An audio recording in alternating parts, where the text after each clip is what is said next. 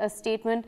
I'm being joined by defense expert Wing Commander Praful Bakshi. Thank you for joining us this morning. So we're talking about the Congress leader Digvijaya Singh's disrespect, in fact, for the armed forces in the statement that he's made. The Congress has distanced itself from it, but is that enough, sir?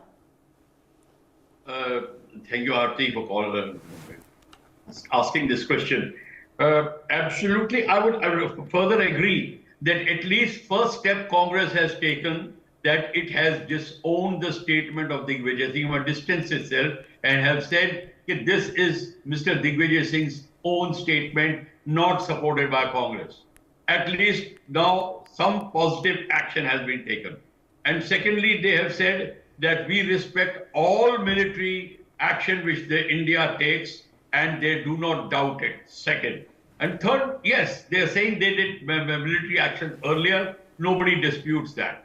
So question is that at least this controversy has taken a very positive direction. And the leadership of Congress should be appreciated, that at least they have realized what is happening. And thanks to media for having brought this up. Otherwise, had media not brought this question up, and people not have come to know what Congress says about surgical strike, then this would have become a joke. So that is very good. And I hope Mr. Digvijaya Singh will start realizing that what is the truth and what should be said. Politicians keep making statements for their own good, to just score a brownie point here and there. One must not get too agitated about it. And let me tell you one thing, armed forces just laugh it off. They just laugh it off. They have stopped concerning themselves with these statements together, because they know that people talk without thinking. So that is the problem. Absolutely, sir. Now, let's in fact play out this bite by Digvijaya Singh again, where he has in fact now said that he has the deepest support for the armed forces. Now, when we'll pull out that bite and we'll play that for you.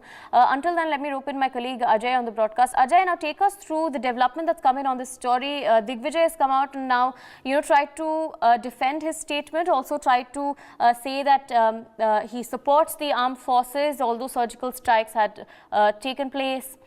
And of course, let's in fact play out that bite again. Ajay, take us through this development. Well, see that what is happening here in Jammu during the Rahul Gandhi Yatra. Media was invited in a venue for a press conference, and we all were gathered over there at the venue place. And right when Jairam Ramesh entered that place, we questioned him that what Congress, where Congress stands on Digvijaya Singh's statement. Instead of replying to our questions, Digvijaya Singh started losing his cool and says that why you are putting your mics in our mouth.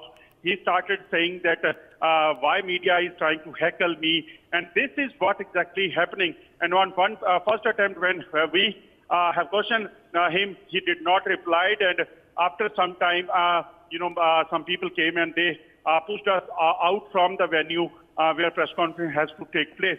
And after some time, when once again Jairam Ramesh now he came out and says that I will speak to you, when he just gave a statement, says that that is Digvijaya Singh's personal viewpoint, but it's not the party line.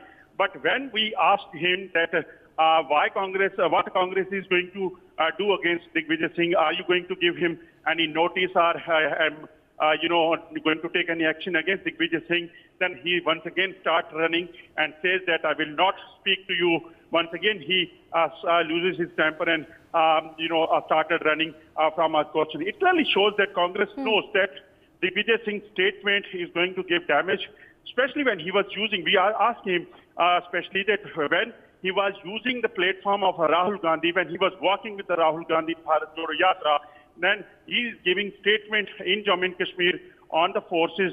Definitely it matters. So that's why what we wanted to know from Digvijaya Singh, that what Congress is going to do as far as the Digvijaya Singh statement is concerned, because only by distancing Congress distancing itself from the Digvijaya Singh statement is not going to work here, because they are in Jammu and Kashmir. Rahul Gandhi, Digvijaya Singh is blocking with the, Rahul Gandhi. He was using the platform of Rahul Gandhi. He was speaking when Rahul Gandhi was present over there.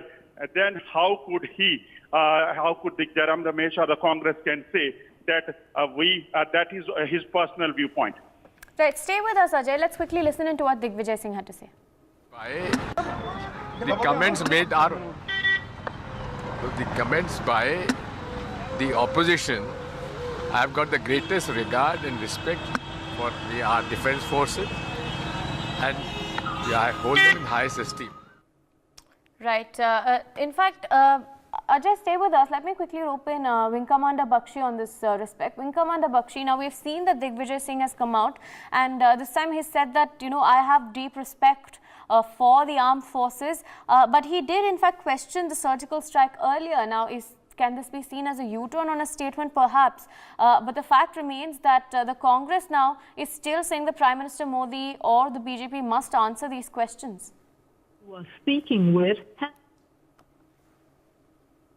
It is absolutely clear that it has dawned upon Digvijay Singh that in these political statements, there is a limit to it, and limit to it what people will stand by you, and they know the limitations of the Congress party. They have to realize, these things could, there are more to it what meets the eye. But question is, some diplomatic, niceties have to be observed. Some actions have to be, the compulsory actions which have to be taken. But at least one thing is very clear, that Congress has realized, and Digvijay Singh has realized, Mr. Digvijay Singh has realized that you cannot just ad hoc, question the armed forces, question the government just for brownie points. So they have realized this, that they cannot do. And secondly, Congress has also realized that if they are going to talk on these terms, then a lot of people will start asking about the number of times Manmohan Singh told army not to stop Chinese when they are advancing. The first 3 times from 2007 to 2013, occupied 17 kilometers, 23 kilometers and 30 kilometers deep in the territory. What happened in 67 with General Sagat Singh Rathore? What happened with General Sundarji? Why did the 62 operations failure took place? Why have you hidden the Henderson Brook report? Why? Everybody will start asking these questions. So Congress has realized that let us not dig the graves, because the whole graveyard will have to be dug up. That's what they have now taken a stand. And okay, in politics, these sort of a stands are taken. We understand this. Armed forces understand, people of India understand that politics is a game to be played by certain methods. So they are playing it with a certain method. That's all to it. All right. Thank you for joining us, sir, and sharing your thoughts on this particular story. We'll continue tracking it as and when we get more developments on this particular story. Now we shift our focus to some more news coming in. After a group of students at Hyderabad Central University had allegedly organized a screening of the BBC documentary on Prime Minister Modi, a probe was initiated after a written complaint was received by the police, and that was filed by ABVP. Now, ABVP has in fact been claiming that the screening in fact took place in Hyderabad. Now, of course, we're learning that in JNU, a group of students then later said that they were going to schedule a particular screening of this documentary in the university. Now, the university administration, of course, has asked for the documentary screening to be cancelled, and they've also said that more action will be taken. Now, in Hyderabad, what happened was that ABVP has been claiming that this documentary was screened within the campus. That picture is the one that's been doing the rounds, of course. The police officers, on the other hand, are saying that no such information has been received so far, and they did not even receive a complaint, is what they're saying. My colleague Jatin now takes us through the issue that's happening in JNU all the way in Delhi after these group of students had in fact scheduled a screening through social media and pamphlets, and then the administration then further asked to cancel it and said that if it was screened, action will be taken. Take a look at this report. Delhi की Jawaharlal Nehru university यानी JNU एक बार फिर से सुर्खियों में है, जिसके बाद यूनिवर्सिटी के गेट के ठीक बाहर पुलिस की तैनाती की गई है। आप जो ये तस्वीरें देख रहे हैं, ये जेएनयू कैंपस के ठीक बाहर की हैं, जहां पर दिल्ली पुलिस की गाड़ियां आपको तैनात दिखाई देंगी। मामला क्या है, एक बार आपको समझा देते हैं। दरअसल ये पूरा मामला जो है वो विवादित डॉक्यूमेंट्री से जुड़ा हुआ है। बताया गया है कि जेएनयू स्टूडेंट यूनियन ने एक ऐलान किया जिसमें यह कहा गया कि बीबीसी की विवादित डॉक्यूमेंट्री को जेएनयू कैंपस में स्क्रीन किया जाए, उसकी स्क्रीनिंग की जाए, जिसके बाद पूरा विवाद शुरू हुआ और फिर से जवाहरलाल नेहरू यूनिवर्सिटी इसके बाद सुर्खियों में आ गई है, क्योंकि दो तरह के बयान अब इस पर आ रहे हैं। पहले आपको बता देते हैं यूनिवर्सिटी का इस पर स्टैंड क्या है। जवाहरलाल नेहरू यूनिवर्सिटी एडमिनिस्ट्रेशन ने साफ तौर पर यह कह दिया है कि इस डॉक्यूमेंट्री की स्क्रीनिंग जो है वो यूनिवर्सिटी के भीतर नहीं होगी। बकायदा जो जेएनयू एसयू की अध्यक्ष हैं उन्होंने उसका पोस्टर भी वायरल कर दिया था, लेकिन जेएनयू कैंपस की तरफ से, एडमिनिस्ट्रेशन की तरफ से इस मामले में बकायदा अर्जेंट एडवाइजरी जारी की गई और एडवाइजरी में कहा गया है कि अगर इस तरह की किसी डॉक्यूमेंट्री की स्क्रीनिंग होती है तो ये शांति भंग करने का कारण बन सकती है। हालांकि इस मामले में पुलिस को कोई शिकायत नहीं दी गई, लेकिन एहतियातन पुलिस जो है जेएनयू के बाहर तैनात है, जो हमने आपको तस्वीरें दिखाई। और कैंपस के गेट को आप देख लीजिए, प्राइवेट सिक्योरिटी भी आपको यहाँ पर जो है यूनिवर्सिटी से जुड़ी हुई नजर आएगी और किसी भी बाहरी व्यक्ति का जो प्रवेश है वो यहाँ पर नहीं है और साफ तौर पर निगाह रखी जा रही है कि कोई यहाँ पर माहौल बिगाड़ने की कोई कोशिश ना करे। दो तरह के बयान आ रहे हैं इस पर। एबीवीपी के जो पदाधिकारी हैं उनसे हमने बात करने की कोशिश की जेएनयू में, तो उनका यह कहना है कि उनका स्टैंड इस पर क्लियर है। जो एडमिनिस्ट्रेशन ने निर्णय लिया है वो बिल्कुल सही है, स्वागत योग्य है। ऐसी डॉक्यूमेंट्री जो प्रतिबंधित है वो शिक्षा के मंदिर में स्क्रीनिंग के लिए उपलब्ध नहीं होनी चाहिए। लेकिन इस पर एनएसयूआई का एक बयान आया है। एनएसयूआई के जनरल सेक्रेटरी ने विवादित बोलते हुए कहा है कि डॉक्यूमेंट्री की स्क्रीनिंग जो है वो होनी चाहिए। तो कुल मिलाकर पूरा मामला एक तरफ आरोप प्रत्यारोप और पॉलिटिसाइज हो रहा है, जिसके चलते इसमें लीगल एक्शन तब लिया जाएगा जब कोई जबरन कोशिश करता है उस डॉक्यूमेंट्री की स्क्रीनिंग करने की।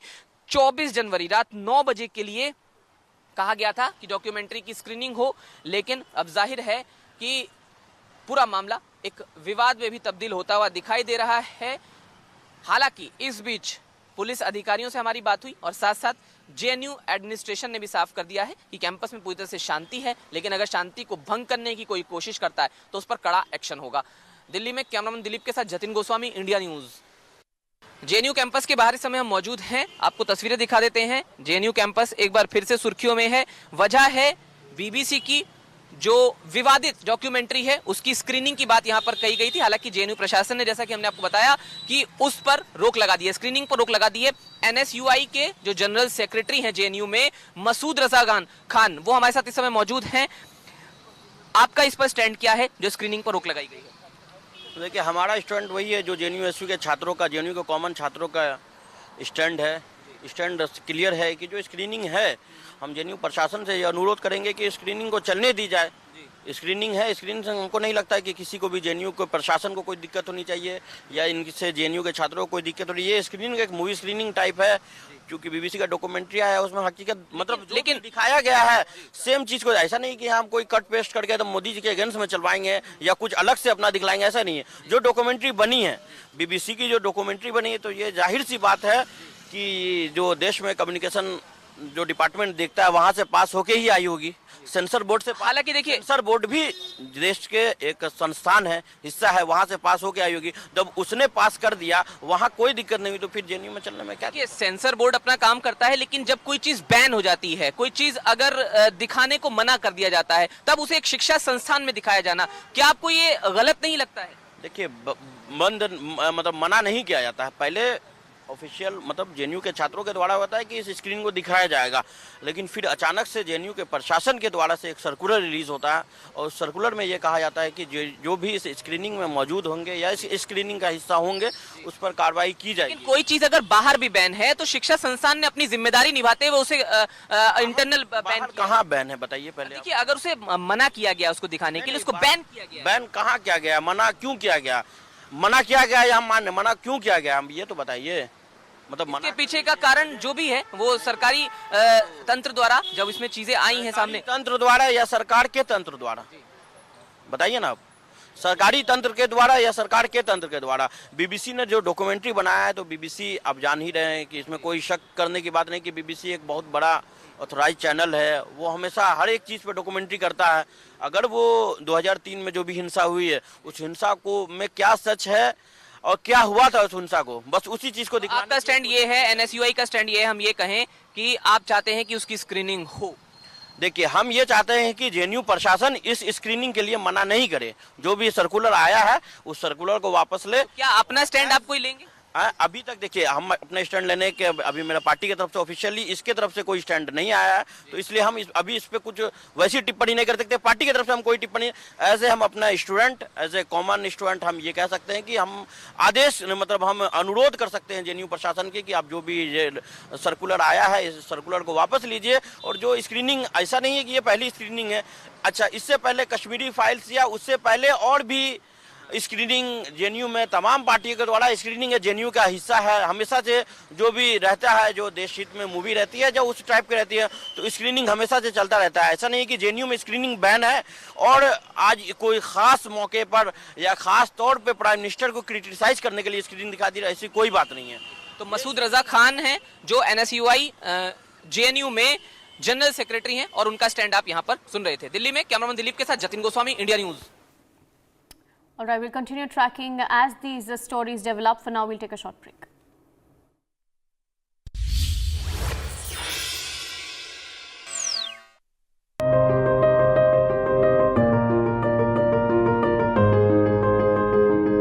मैं यहाँ पर मेडिसिन लेती हूँ, इसकी और अपनी। ना 4-5 बार दवाई लेगी, 2-3 बारी पहले भी ये दवाई मैं इत्थों ले चुका है। फादर साहब जानते ने कोई तकलीफ होती है तो चले जाइए उतों, पैसा कोई नहीं। अक्सर फ्री होते हैं, सब काम फ्री होता है वहाँ पे। मैंने निकाला था नोट, कहते नहीं लेना। ਆ ਜਿਹੜੇ ਜਿੱਥੋਂ ਤੁਸੀਂ ਆਏ ਹੋ ਗੱਲਾਂ ਕਲੀਨਿਕ ਦੇ ਵਿੱਚੋਂ ਬੈਠ ਕੇ ਦੇਖ ਲਓ, ਤੁਸੀਂ ਬੈਠੇ ਗਏ ਹੀ ਹੋ। बड़े आराम नाल देखा, अच्छी तरह प्यार नाल। ये नहीं होना फ्री वाला काम ते फ्री वाला कर। ऐसा फील ही नहीं होता अभी गवर्नमेंट का है। बहुत बढ़िया है।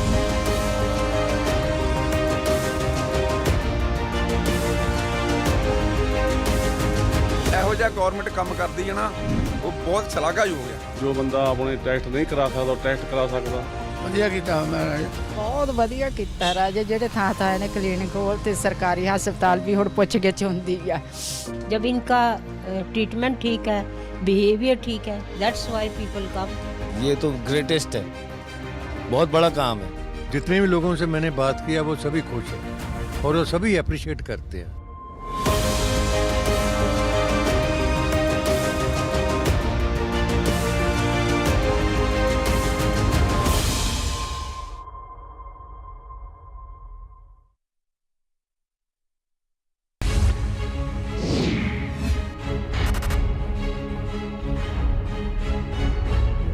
In 1919, 1,500 unarmed civilians were killed by British Indian Army at the Jallianwala Bagh. Jack Straw confirms that the British government established an inquiry. They had a team that was sent to Gujarat to find out what had happened. Under what international convention were British diplomats investigating Gujarat? Tony Blair and Jack Straw responsible. How do we hold them accountable for the millions of lives that were lost because of their actions in Iraq? Should India now do the same and probe the many sins of the British?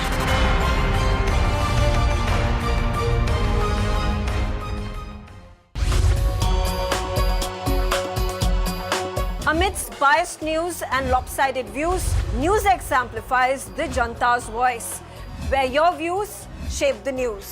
You can cast your vote on the day's burning issues. You can even participate in NewsX polls and surveys. You can gauge the nation's pulse in real time. NewsX presents Statistically Speaking on Mondays, Wednesdays and Fridays, 7:30 p.m. Indian Standard Time, only on NewsX. News, not noise.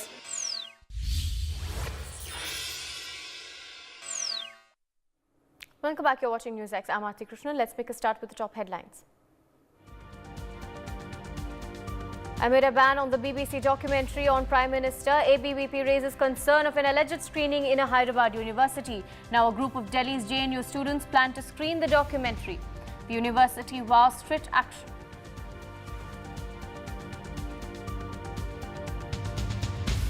As India condemns BBC's documentary propaganda, the US has come out in support of India. The US now says it's not familiar with the BBC documentary, instead stresses on the shared values of US and India.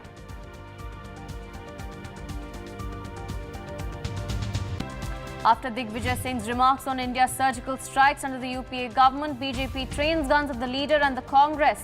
The Congress distances itself and Digvijaya takes a big U-turn.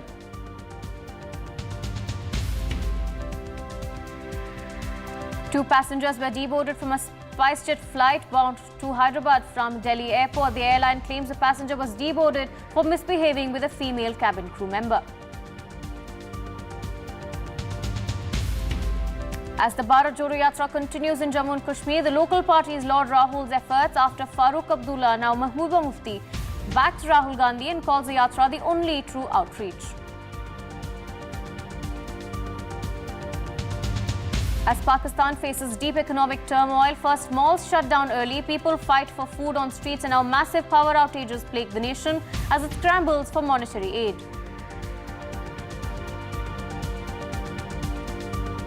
Just days after a shooting in California kills at least 11 people, another shooting takes place in California. 7 lives have been lost this time. The police say the suspect is in custody. Investigation continues.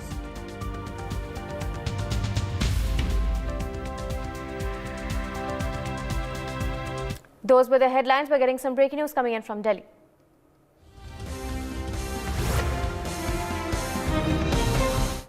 Delhi Municipal Corporation meeting begins. Presiding officer Satya Sharma has reached the premises. Nominated councillors are taking the oath now, according to the information we're getting in. I have my colleague Naveen joining us on the broadcast. Naveen, take us through now what's happening as the presiding officer reaches the Civic House.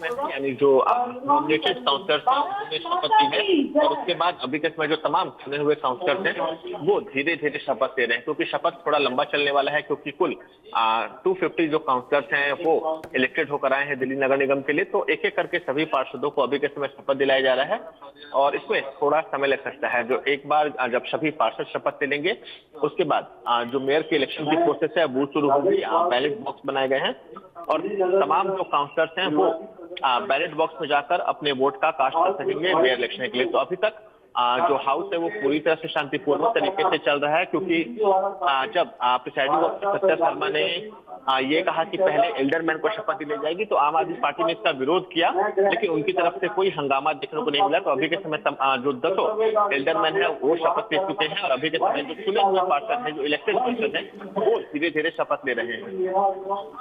Right, stay with us, Naveen. We're also learning that first of all, the nominated councillors are taking the oath, and Aam Aadmi Party has objected to this, but they didn't create ruckus. Let's in fact listen into what the oath taking that's happening. The Aam Aadmi Party councillors apparently raised slogans. We'll address that in a bit. अधिनियम की धारा 3 की उपधारा 3 के खंड 6 के उपखंड 1 के अधीन प्रतिनिधि के रूप में मनोनीत होने पर ईश्वर की शपथ लेता हूं। सत्यानिष्ठा से प्रतिज्ञा करता हूं कि मैं विधि द्वारा स्थापित भारत के संविधान के प्रति अच्छी श्रद्धा और निष्ठा रखूंगा तथा जिस पद को ग्रहण करने वाला हूं उसके कर्तव्यों का निष्ठा पूर्वक निर्वहन करूंगा। श्री मुकेश जी धारा 3 के खंड 6 के उत्तराखंड 1 के अधीन प्रतिनिधि के रूप में मनोनीत होने पर ईश्वर की शपथ लेता हूँ। सत्यानिष्ठा से प्रतिज्ञा करता हूँ कि मैं विधि द्वारा स्थापित। Right, now we could in fact hear the Aam Aadmi Party sloganeering inside the Civic House. Naveen, take us through now that's happening inside the Civic House. We're learning that Aam Aadmi Party is opposing to this oath taking that's taking place. बिल्कुल, देखिए बता दें कि जब alderman शपथ ले रहे थे तो आम आदमी पार्टी द्वारा इसका विरोध तो नहीं किया गया लेकिन सेम के नारे जरूर लगाए गए क्योंकि जो सदन की जो डिटेल्स आती है जो मिनट टू मिनट डिटेल्स आती है उसमें ये लिखा गया था कि पहले जो इलेक्टेड काउंसलर्स हैं वो शपथ लेंगे। लेकिन जब आज सत्या शर्मा पहुंची तो उन्होंने कहा कि पहले जो एल्डरमैन है वो शपथ लेंगे, जिसका मुकेश गोयल ने विरोध किया। मुकेश गोयल आम आदमी पार्टी के सबसे सीनियर काउंसलर्स हैं, तो मुकेश गोयल ने इस पर आपत्ति उठाई। उसके बाद सत्या शर्मा का कहना था कि ये मेरे अधिकार में आता है और मैं अपने अधिकार का प्रयोग कर सकती हूँ। हालांकि थोड़ा सा विरोध जरूर देखने को मिला था, लेकिन कोई हंगामा नहीं हुआ और जो 10 जो एल्डरमैन थे उन्होंने शपथ ली। और उसके बाद अभी के समय जो इलेक्टेड काउंसलर्स हैं, जो चुनकर आए हुए प्रतिनिधि हैं, वो धीरे धीरे अभी के समय शपथ ले रहे हैं। Right, and we in fact saw ruckus take place on the 6th of Jan, and now you're saying that no ruckus has taken place, but sloganeering has happened in the Civic House. So take us through now what the Aam Aadmi Party is saying. What are they demanding? देखिए, आम आदमी party का साफ कहना है कि कल जो डिटेल्स भेजी गई थी एमसीडी की तरफ से कि आज क्या क्या होगा, उसमें ये लिखा था कि पहले जो चुने हुए पार्षद हैं, जो इलेक्टेड पार्षद हैं, वो ओथ लेंगे। लेकिन आज जब सत्या शर्मा पहुंचे तो उन्होंने कहा कि पहले एल्डरमैन शपथ लेंगे। तो इसे लेकर थोड़ा गतिरोध देखने को मिला। मुकेश गोयल, माफ कीजिएगा, जो काउंसलर है आम आदमी पार्टी के सबसे सीनियर मोस्ट काउंसलर हैं, उन्होंने आपत्ति उठाई, लेकिन कोई हंगामा नहीं हुआ। क्योंकि जो मेयर का इलेक्शन है वो लगातार चलता जा रहा है। 6 जनवरी को हमने देखा था कि सदन के अंदर क्या तस्वीरें देखने को मिली थी, और अभी के समय बता दें तो शांतिपूर्ण तरीके से जो ओथ की प्रक्रिया है वो चल रही है। अभी तक तकरीबन 40 से ज्यादा जो काउंसलर्स हैं उन्होंने ओथ ले लिया है और 250 काउंसलर्स को ओथ लेना है। उसके बाद जो मेयर के इलेक्शन की प्रक्रिया है वो शुरू की जाएगी। तो अभी के समय जो हाउस है वो शांतिपूर्ण तरीके से चल रहा है। किसी भी रकस के को देखने के लिए आशंका को देखते हुए चप्पे चप्पे पर फोर्स डिप्लॉय की गई है। हाउस के अंदर भी न सिर्फ मार्शल बल्कि दिल्ली पुलिस के जवानों को डिप्लॉय किया गया है। तो अभी के समय जो तमाम प्रक्रिया है हाउस की वो शांतिपूर्ण तरीके से चल रही है। Right, thank you Naveen for joining us and bringing us those details on this particular story. We'll continue tracking it as we get updates. For now, we shift our focus to Jammu and Kashmir. Now, after former Chief Minister of Jammu and Kashmir, Farooq Abdullah, praised the grit of Rahul Gandhi and said that he is the second person to take out such a yatra and walk from Kanyakumari to Kashmir after Shankaracharya. PDP Chief Mehbooba Mufti, in fact, also praises Congress and Rahul Gandhi. She calls the Bharat Jodo Yatra the first genuine outreach to the people of Jammu and Kashmir. Now, as all parties in Jammu and Kashmir come together to support the Bharat Jodo Yatra, is it just politics or is Rahul's Bharat Jodo mission finally been a big success? We'll of course discuss that. My colleague Ajay joins us on the broadcast. Ajay, now take us through these developments. First, Farooq called, in fact, he compared Rahul to Shankaracharya. He said after Shankaracharya, he's the first person to take out such a yatra. Now, Mehbooba Mufti is saying that this is the first genuine outreach in Jammu. Well, yes, every political parties, especially in the Jammu, those who are sitting in the opposition, they are trying to, praise Rahul Gandhi. Like first we have seen that how Farooq Abdullah, he joined Rahul Gandhi for his Bharat Jodo Yatra, and he says that first was Shankaracharya and second was Rahul Gandhi, who's coming to Jammu and Kashmir for Bharat Jodo Yatra, and now. Mehbooba Mufti is also joining Farooq Abdullah for praising Rahul Gandhi and saying that, and we're trying to praise him. But definitely question arises because CPIM and other, political parties, CPM, those who were expected to join Rahul Gandhi's Bharat Jodo Yatra, they skipped that yatra. That is also a question. But is it, really a Bharat Jodo mission of Rahul Gandhi at the Congress? And is it only just a politics that has to be seen? The way basically, Jairam Ramesh is losing his temper and losing his cool, and the way Digvijaya Singh is making statement on the defense forces, that is definitely a big question, that how this Bharat Jodo Yatra is going to help Congress in coming days to get success in the elections. Right, Ajay, have we gotten any sort of information on the leaders that are going to join the Bharat Jodo Yatra in Jammu and Kashmir? Jairam Ramesh is here, Digvijaya Singh is here. We have also seen that Urmila Matodkar was here. She also met Rahul Gandhi for Bharat Jodo Yatra. Before that, we have seen that Farooq Abdullah also was seen here. Umar Abdullah is likely to join Rahul Gandhi in Banihal, and same is going to happen with the PDP, as they have also extended support. Many of the leaders of the PDP, they joined Rahul Gandhi's Bharat Jodo Yatra in Jammu, and Mehbooba Mufti is going to join. That is what is expected from Kashmir. So the local political parties and the regional parties, they are definitely, those who are sitting in opposition, they are joining Rahul Gandhi's Bharat Jodo Yatra. But here in Jammu and Kashmir, what difference we have seen that the number of people, those who are walking with Rahul Gandhi, that is, that is limited. What are the reasons that Congress has to see? But the number of people, those who are walking with him, that is totally limited. Right, Ajay, thank you for joining us and bringing us those details on this particular story. We now shift our focus to some more news coming in. Samajwadi Party chief Akhilesh Yadav is believed to be unhappy with his party colleague Swami Prasad Maurya over his controversial remarks on the Ramcharitmanas. Now, reportedly, Akhilesh Yadav is very angry with Maurya, and a press conference can also be held on behalf of the party. And apart from Akhilesh Yadav, several MLAs of the party are also keeping themselves away from the statement of Maurya, and according to sources, several MLAs have spoken to Akhilesh Yadav over the phone. Now, there is a huge discontent within the party over SP MLC's controversial statement is what we're learning at this point. We're learning that Akhilesh Yadav is reportedly unhappy with this particular statement. Of course, earlier Swami Prasad Maurya had called the Ramcharitmanas discriminatory, after which several SP leaders, we're learning, are unhappy with this comment. They're distancing themselves from this particular comment is what we're learning. Now, according to sources and reports, we're learning that Akhilesh Yadav is unhappy with these comments as well. Of course, however, there's been no official statement that's been put out by the Samajwadi Party or Akhilesh Yadav on this particular remark. I have my colleague Ravi Kumar joining us on the broadcast. Ravi Kumar, now take us through what Akhilesh Yadav's stance is. Do we have any official statement from Samajwadi Party on the Ramcharitmanas row? जी समाजवादी पार्टी की तरफ से भी इसका संज्ञान लिया गया है और ये पूरी जानकारी है वो समाजवादी पार्टी के वरिष्ठ नेता है और जो विधायक हैं रविदास मेहरोत्रा, उनकी तरफ से ये जानकारी है वो साझा की गई है बयान के जरिए, और कहा गया है कि पार्टी के राष्ट्रीय अध्यक्ष हैं, उनकी जानकारी में ये मामला आया है और इस मामले में अभी पार्टी तय करेगी कि क्या कुछ इस पूरे मामले में क्या कोई एक्शन होता है या कोई बयान जारी होता है पार्टी की तरफ से।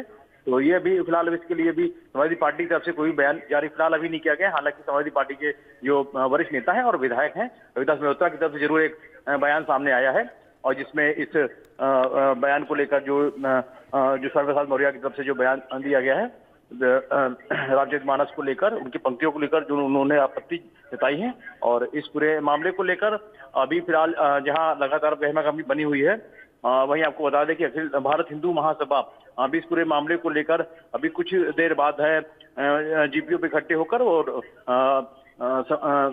समर्थन में जो विरोध है वो देखने को मिलेगा। हालांकि जिस तरीके से लगातार ये मामला तूल पकड़ा हुआ है और उस पूरे मामले को लेकर लगातार जहां चाहे बीजेपी के नेताओं की बात हो या उसके अलावा अन्य लोगों की बात हो, स्वामी प्रसाद मौर्य के इस बयान को लेकर लगातार विरोध है वो हो रहा है। Right, Ravi Kumar, also what can we expect from this press conference that's likely to take place today?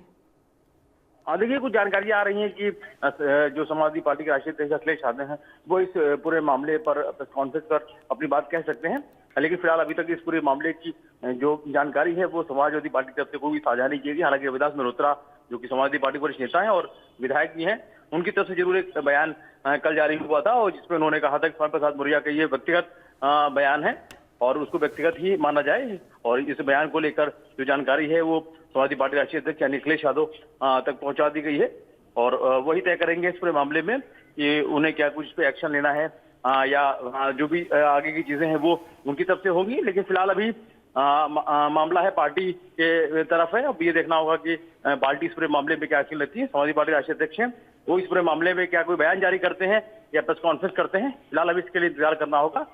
लेकिन स्वामी प्रसाद मौर्य के रामचरितमानस को लेकर जो उसकी पंक्तियों को लेकर जो आपत्ति थी उसको लेकर लगातार विवाद है वो बना हुआ है।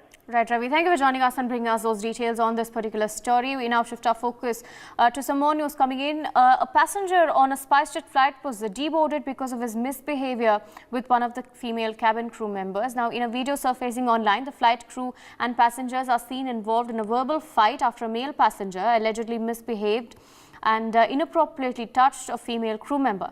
Now, the passenger and a co-passenger were deboarded and handed over to the security team at the airport.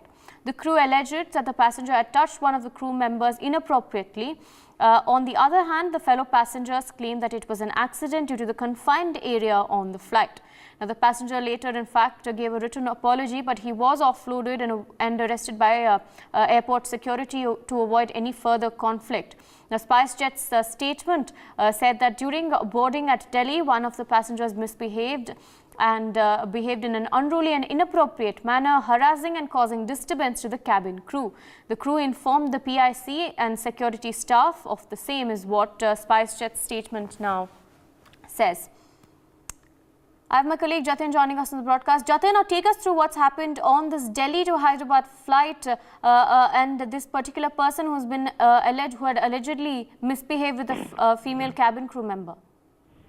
देखिए बिल्कुल ये मामला अपने आप में चौंकाने वाला था क्योंकि फ्लाइट के भीतर हुआ था और एक मिसबिहेव की घटना का कहा गया था कि क्रू मेंबर के साथ मिसबिहेव किया गया है, जिसके बाद बकायदा जो पैसेंजर है उसको फ्लाइट से उतार कर हिरासत में ले लिया गया था और इस मामले में पुलिस ने औपचारिक तौर पर फिर मुकदमा दर्ज किया। धारा 354A के तहत ये मुकदमा दर्ज किया गया, जिसके तहत आरोपी की गिरफ्तारी कर ली गई है और इस मामले में आगे की इन्वेस्टिगेशन चल रही है। क्योंकि वीडियो भी एक सामने आया था, वीडियो में भी जो नोकझोंक है वो देखी जा सकती थी और ये कहा गया था कि मिसबिहेव जब क्रू मेंबर के साथ हुआ तो वो क्रू मेंबर को रोते हुए भी बताया गया था कि उसके रोने की बात भी सामने आई है। तो ये सभी चीजें अब जांच का विषय हैं और इसके बाद आगे की जो इंक्वायरी है वो इस मामले में और ज्यादा कुछ चीजें सामने ला सकती है। Right, Jatin. Stay with us. Let me quickly, in fact, rope in aviation expert Vipul Saxena, who's joining us on the broadcast. Thank you for joining us this morning. So, we're talking about an incident that happened aboard a SpiceJet flight that was headed to Hyderabad from Delhi. Now, in this particular flight, we're seeing, in fact, visuals that are on our screen as well of an altercation that took place between cabin crew member and two passengers. Now, this passenger is allegedly misbehaved and inappropriately touched one of the cabin crew members, although some of the other members of the co-passenger, in fact, was saying that it happened due to constriction of space. What is the procedure in incidents that take place such as this?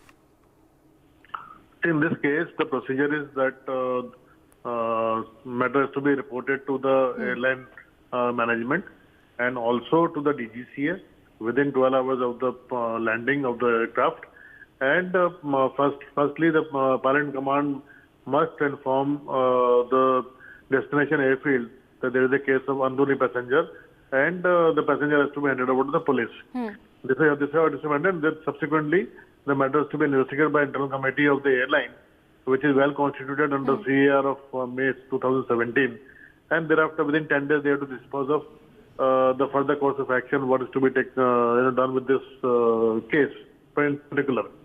Now, coming to this particular case, I have seen the video and the police have registered case under 354, which means this is a seems to be a case of outraging a modesty of a woman. I think looking at the current scenario, the way women are being ill-treated and people are taking a lot of undue advantages, I think woman has to be given the first chance in the sense that her words should be taken as I would say as a truth, as a first truth, unless it can be proved otherwise. Because this is happening too often and too frequently. So in this case, I think matter should be taken very seriously, and this passenger should be debarred from embarking any airline, at least for a longer duration. Right, so you're saying that SpiceJet has taken all the action with regard to procedure, but is deboarding a passenger for acts like this something that's common? And also your thoughts on flight decorum and how that's not being followed most of the times? Absolutely, the action taken by the aircraft crew, the captain and the cabin crew is very, very appropriate and perfect action they have taken. Now, I only wish that further investigation should also be done very, very fairly, and these reports should not get away scot-free in such kind of incidents where a woman is claiming that inappropriate touch has been put on her, which is very bad. And I think some examples have to be set of this kind of cases, so that people be aware about how to respect the woman. Right. Thank you for joining us, sir, and sharing your thoughts on this particular story. We shift our focus now. We're getting some breaking news coming in from Delhi.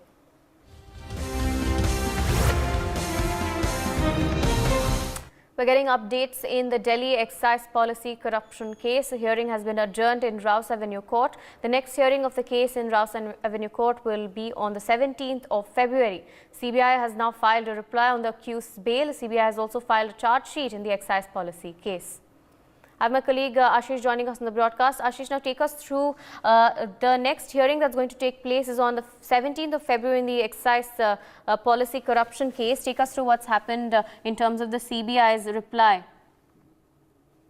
Which is scheduled in Rouse Avenue Court related to liquor policy in Delhi, corruption in liquor policy in Delhi has been adjourned till 17th of Feb. And Rouse Avenue Court is going to take up this matter on 17th of Feb. However, today CBI has filed his reply on the bail application filed by the accused. It remains to be seen that what reply the CBI has filed before Rouse Avenue Court. But however, the court had adjourned this matter till 17th of Feb. Right, Ashish. Thank you for joining us and bringing us those details on this particular story. We'll continue tracking these stories for you. For now, we take a short break.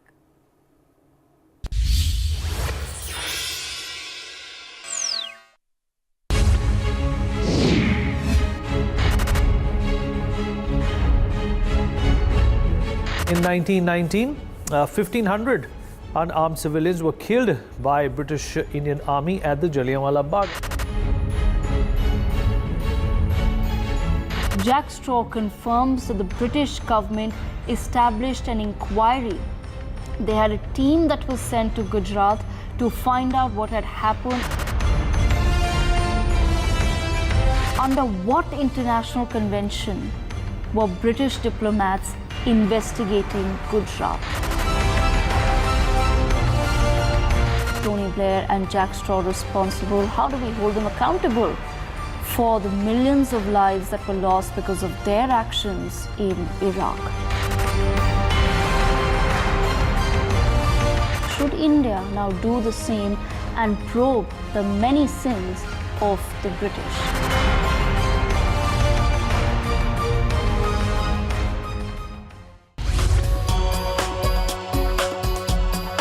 Amidst biased news and lopsided views, NewsX amplifies the Janta's voice, where your views shape the news. You can cast your vote on the day's burning issues. You can even participate in NewsX polls and surveys.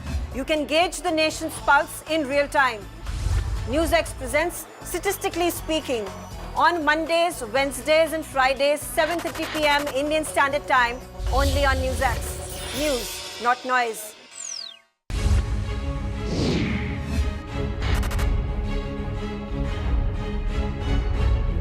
In 1919, 1,500 unarmed civilians were killed by British Indian Army at the Jallianwala Bagh. Jack Straw confirms that the British government established an inquiry. They had a team that was sent to Gujarat to find out what had happened. Under what international convention were British diplomats investigating Gujarat? Tony Blair and Jack Straw responsible. How do we hold them accountable for the millions of lives that were lost because of their actions in Iraq? Should India now do the same and probe the many sins of the British?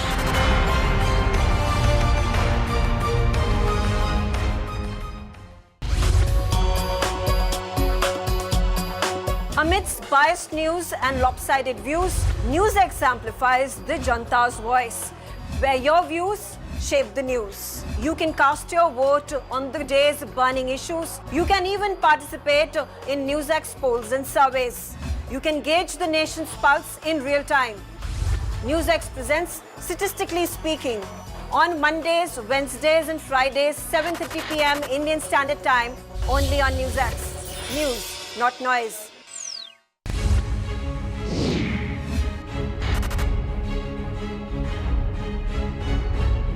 In 1919, 1,500 unarmed civilians were killed by British Indian Army at the Jallianwala Bagh.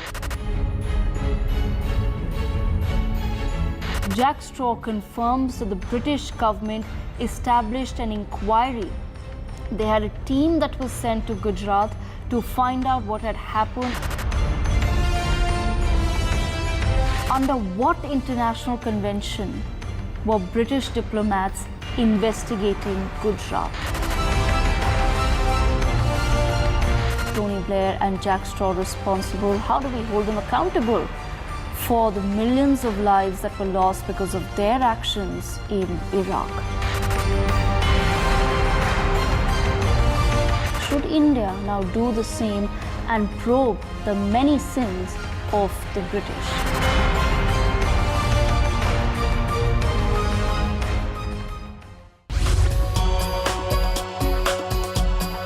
Amidst biased news and lopsided views, NewsX amplifies the Janta's voice, where your views shape the news. You can cast your vote on the day's burning issues. You can even participate in NewsX polls and surveys.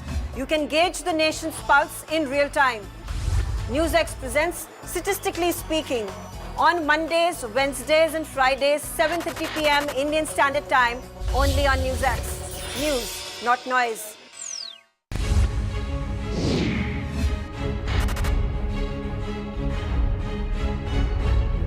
In 1919, 1,500 unarmed civilians were killed by British Indian Army at the Jallianwala Bagh.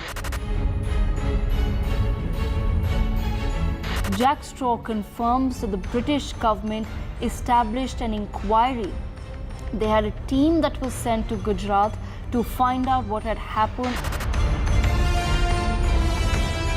Under what international convention were British diplomats investigating Gujarat?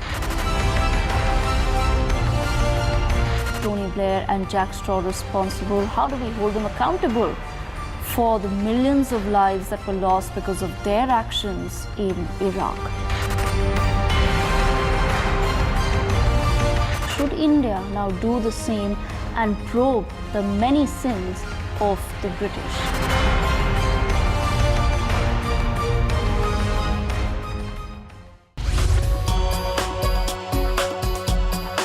Amidst biased news and lopsided views, NewsX amplifies the Janta's voice, where your views shape the news. You can cast your vote on the day's burning issues. You can even participate in NewsX polls and surveys. You can gauge the nation's pulse in real time. NewsX presents Statistically Speaking on Mondays, Wednesdays and Fridays, 7:30 p.m. Indian Standard Time, only on NewsX. News, not noise.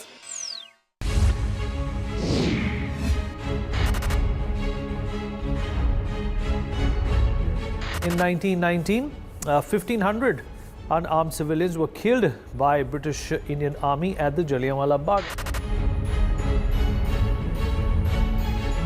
Jack Straw confirms that the British government established an inquiry. They had a team that was sent to Gujarat to find out what had happened. Under what international convention were British diplomats investigating Gujarat? Tony Blair and Jack Straw responsible? How do we hold them accountable for the millions of lives that were lost because of their actions in Iraq? Should India now do the same and probe the many sins of the British?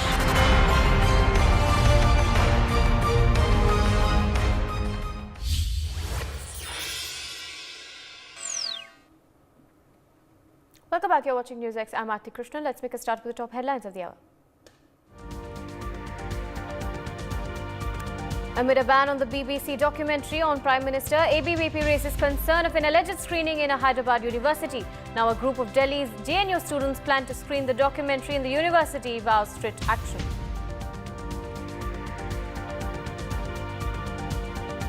As India condemns BBC's documentary propaganda, the US has come out in support of India. The US now says it's not familiar with the BBC documentary, instead stresses on the shared values of US and India.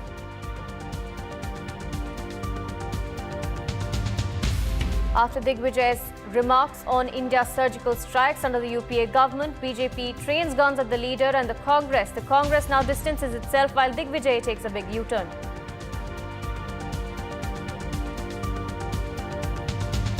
Two passengers were deboarded from a SpiceJet flight bound to Hyderabad from Delhi. The airline claims the passenger was deboarded for misbehaving with a female cabin crew member.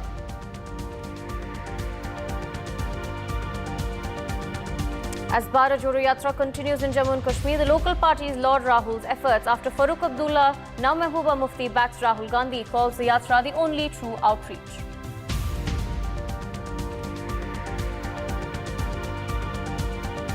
As Pakistan faces deep economic turmoil, first malls shut down early, people fight on the streets for food, and now massive power outages plague the nation as it scrambles for monetary aid.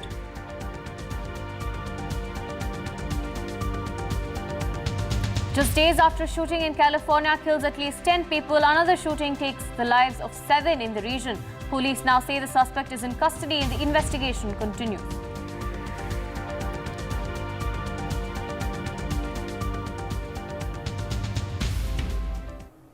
All right, those were the headlines. Our top focus this hour is Digvijay Singh's comments on the surgical strike. We're getting some breaking news on that.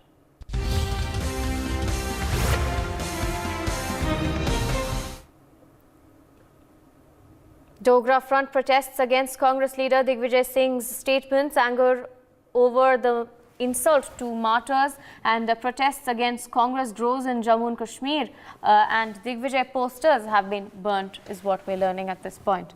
The protest continues against Digvijay Singh and the Congress after his statement on the surgical strikes took place. Dogra Front has now initiated a protest against Digvijay Singh and his remarks on the surgical strike, as he of course made this particular statement questioning proof for the surgical strikes. Let's listen in to what the protesters had to say. नौजवान शहीद हो रहे हैं, लेकिन आज उसी army के ऊपर प्रश्न चिन्ह खड़ा करके इस यात्रा का बेड़ा गर्क करने का प्रयास कर दिया गया है। इसलिए दिग्गी राजा का पुतला फूंक रहा हूँ और ये भी शब्दों का उच्चारण कर रहा हूँ। कांग्रेस पार्टी को श्रीमान राहुल गांधी ने पैदल यात्रा करके इसी सीमा तक पहुंचाने का प्रयास करा था, लेकिन दिग्गी राजा ने सारा मलिया मेट कर दिया जब आर्मी के ऊपर प्रश्न उठाया है। इसलिए मैं मांग करना चाहता हूँ, दिग्गी राजा की फोटो जो मेरे पास अभी मैंने दी है, ये फोटो दिग्गी राजा कान पकड़े, दिग्गी राजा देश से माफी मांगे, दिग्गी राजा बताए किस आधार पर आर्मी के ऊपर प्रश्न चिन्ह खड़ा करने का प्रयास किया गया है। इसलिए मैं एक कांग्रेस पार्टी से कहना चाहता हूँ, कोई व्यक्ति कांग्रेस पार्टी को बाहर से मारने वाला नहीं है। कांग्रेस पार्टी को मारने वाला श्रीमान दिग्गी राजा है, जो समय समय के ऊपर मिलिटेंटों के समर्थन के अंदर जो एक इनकाउंटर हुआ था, इस तरह के बाटल हाउस के अंदर इस तरह के शब्दों का उच्चारण करके वो कांग्रेस पार्टी को बदनाम करने का प्रयास करना चाहता है। इसलिए मैं मांग करना चाहता हूँ, इससे पाकिस्तान को एक क्लीन चिट मिलती है, क्योंकि पाकिस्तान का ही किया धरा है। पाकिस्तान को शय मिल गई, जिस पाकिस्तान के घर के अंदर खाने को चपाती नहीं है, उस पाकिस्तान को आज शय मिल गई जब पाकिस्तान को इस तरह के शब्दों का उच्चारण करने का प्रयास करा। इसलिए पाकिस्तान का समर्थन करने वाला दिग्गी राजा, उसका मैं पुतला जला करके अपना विरोधाभास प्रकट कर रहा हूं और कांग्रेस पार्टी से कहना चाहता हूं, ये यात्रा करके राहुल ने एक इमेज बनाने का प्रयास करा, लेकिन दिग्गी राजा ने बीच में बैठ करके, कोई बाहर वाला दुश्मन नहीं है, कांग्रेस के अंदर दुश्मन। Right, that was the protester, in fact, talking against Digvijay's remarks. I have my colleague Ajay joining us on the broadcast. Ajay, now take us through the protests that are taking place against the Congress and Digvijay Singh. Well, yes, Dogra Front leaders and the worker, they are protesting in Jammu against Digvijay Singh and saying that if somebody is, participating in Congress Bharat Jodo Yatra and sharing stage with Rahul Gandhi, and he is giving such statement on, the Indian forces, those who are sacrificing their life while saving their lives over here, while protecting their borders, and it is it is a shameful act, and Congress must act, and Digvijay Singh must apologize for what he has said as far as his statement on the army says. And he says that surgical strike which took place in 2019, and that was nothing but that was something which basically gave a sense of security to the civilians in Jammu and Kashmir, because terrorism has declined and other activities like the border firing which was taking place, that has declined. That shows that that is important. And if somebody is questioning the defense forces, those who are sacrificing their life, that is really shameful act, and Congress must act. And also Digvijay Singh must apologize for what he has said in Jammu while addressing the gathering. Right, and what is the Congress now saying? Ajay, now earlier we saw that Digvijay Singh said that he has a deep respect for the armed forces, but what is the Congress now saying? They're in fact saying that Prime Minister must answer these questions. Well, we tried to speak to Ramcharitmanas, who is here, and in the initial, when he entered the venue, venue of press conference where Rahul Gandhi has to address press conference, he was cooling, he was losing his cool, but after some time he spoke to us and just says that we distance ourselves from Digvijay Singh's statement because it is his own personal statement. But when we asked him that what action you are going to take against Digvijay Singh, and have you sent any notice to Digvijay Singh, then there was no reply, and Ramcharitmanas started running from the media question. The thing is that if no doubt that Congress has to do politics, no doubt that Rahul Gandhi want to get a vote share in the coming election in the Jammu and Kashmir. That's why this Bharat Jodo Yatra is going on. But why they're raising questions on the defense forces? How Digvijay Singh says that proof is required for the surgical strike, and Congress on one hand, Digvijay Singh, who is sharing stage with Rahul Gandhi, he is saying that give a proof of a surgical strike. And on other hand, Ramcharitmanas is trying to get he's also claiming that before 2014, even 2-3 surgical strikes took place by the defense forces while UPA, while UPA government was here in the country. So it clearly shows that Congress knows that it is going to give a big dent to Congress in the coming election. That's why they are now trying to pacify the situation here. Right, Ajay. Thank you for joining us and bringing us those details on this particular story. We now shift our focus to some more news coming in on the broadcast. Currently out on parole, Dera Sacha Sauda Chief Gurmeet Ram Rahim has now been spotted celebrating by cutting a cake with a sword. Now, the Sirsa Dera chief, who's serving a 20-year jail term for rape and murder, walked out on a 40-day parole from the Suneria jail in Haryana's Rohtak district on Saturday last week, and he had arrived at his Barnawa ashram in Uttar Pradesh, Bagpat. A video of Ram Rahim now has surfaced of him cutting a giant cake, and this particular video has gone viral on social media as well, where the Dera chief can be heard saying, got a chance after 5 years to celebrate like this, so I should cut at least 5 cakes. And this is the first cake, is what he said. Now, of course, this particular incident comes as an insensitive sort of video that's been made by this rape accused.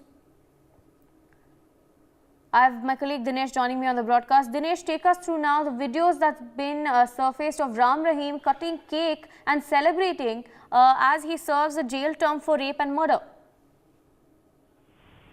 बिल्कुल देखिए, जिस तरह से गुरमीत राम रहीम को रोहतक की Sonaria jail से 40 दिन की पैरोल मिली है, तो उसको लेकर कल जो है एक सफाई अभियान रोहतक में चलाया गया, बल्कि पूरे प्रदेश में चलाया गया है। ऐसे में जो भाजपा के जो नेता थे रोहतक के, वो पूरी तरह से राम रहीम के को लेकर नतमस्तक दिखाई दिए, और ऐसे में एक एलईडी लगाई गई जिसमें राम रहीम खुद जो है भाजपा नेताओं से कनेक्ट हुए। लेकिन हैरानी की बात यह है कि जितने भी भाजपा के नेता थे वो गुरमीत राम रहीम को गुरुजी कहकर पुकार रहे थे, तो कहीं ना कहीं ये भी माना जा रहा है कि चुनाव को लेकर भी जो भाजपा के लोग हैं वो राम रहीम के सामने नतमस्तक दिखाई दिए हैं। तो कहीं ना कहीं कल से ही ये सारा मामला चर्चा का विषय बना हुआ है। खुद राम रहीम ने यहाँ के नेताओं की सराहना की है और यहाँ के जो भाजपा के जो नेता थे उन्होंने गुरमीत राम रहीम को गुरुजी कह के पुकारा है। तो कहीं ना कहीं जो यहाँ के जो मेयर है रोहतक के, वो भी भाजपा से संबंध रखते हैं। उन्होंने तो हैरान करने वाली बात ये कही है कि जो प्रधानमंत्री नरेंद्र मोदी ने सफाई अभियान का सपना देखा था वो गुरमीत राम रहीम ने आज पूरा किया है। तो कहीं ना कहीं जो भाजपा है वो पूरी तरह से नतमस्तक दिखाई दी राम रहीम के सामने। Right, Dinesh, thank you for bringing us those updates. I'm being joined by Tripti Desai, women's activist. Thank you for joining us this morning, ma'am. We're in fact talking about this shocking video that surfaced of Ram Rahim, who's a rape convict. He's serving a 40-year jail term, in fact, and he's come out on parole, and he's seen cutting cakes and celebrating. And in fact, he said that I should cut 5 more cakes. And according to our correspondent on the ground, BJP leaders have been calling him Guruji and sort of enabling this behavior. ये तो बहुत धक्कादायक है कि वहाँ पे विधायक सांसद जो है वो मौजूद है। ये राम रहीम जो है वो हत्या और रेप में जो है वो दोषी है। इनको कैसे मतलब जो है वो रिहा किया जाता है या फिर यहाँ पे जो है वो पैरोल मिलता है। आपने देखा होगा कि अभी 14 महीनों में 4 बार उनको पैरोल मिला है। अभी भी 40 दिन के लिए ये राम रहीम बाहर आए हैं और बाहर आने के बाद ये जो तमाशा चल रहा है, मतलब आप रेप करो, हत्या करो, हम जश्न मनाएंगे, ये कुछ सोशल मीडिया पे या सोशल में उनको संदेश देना है क्या? और वहाँ की सरकार क्या कर रही है? यहाँ पे जो है वो तलवार से केक काटा जाता है, वहाँ पे जो है वो वहाँ के विधायक सांसद वहाँ पे आते हैं। मतलब ये विधायक सांसद महिलाओं के बाजू से है या हत्या और रेप करने वालों के बाजू से है? हम जो है वो कोई भी महाराज हो, उनकी श्रद्धा हो सकती है, लेकिन ये रेप में दोषी पाए गए जो है वो राम रहीम है और उनको सिर्फ वोटिंग के लिए या इलेक्शन के लिए उनके आगे नतमस्तक होना, उन्होंने जो इससे पहले जो महिलाओं के साथ किया है वो ये लोग भूल जाते हैं। और ऐसा जो जश्न मना रहे हैं, मुझे लगता है ये कोर्ट का भी अपमान है, क्योंकि कोर्ट ने आपको पैरोल में बाहर भेजा है, लेकिन ये जश्न बनाने के लिए नहीं। वहां पे जो आप सजा भुगत रहे हैं, कुछ रीजन देकर वो बाहर आए हैं, लेकिन ऐसा अगर वो जश्न मना रहे हैं तो मुझे लगता है इनके ऊपर जो रेप और हत्या का जो आरोप है, जो दोषी है, उसके साथ जो है जो सामने लोग बैठे हैं तो उनको वो सपोर्ट कर रहे हैं। Right, ma'am. Thank you for joining us and sharing your thoughts on this particular story. We now shift our focus. We're getting some breaking news coming in from Maharashtra.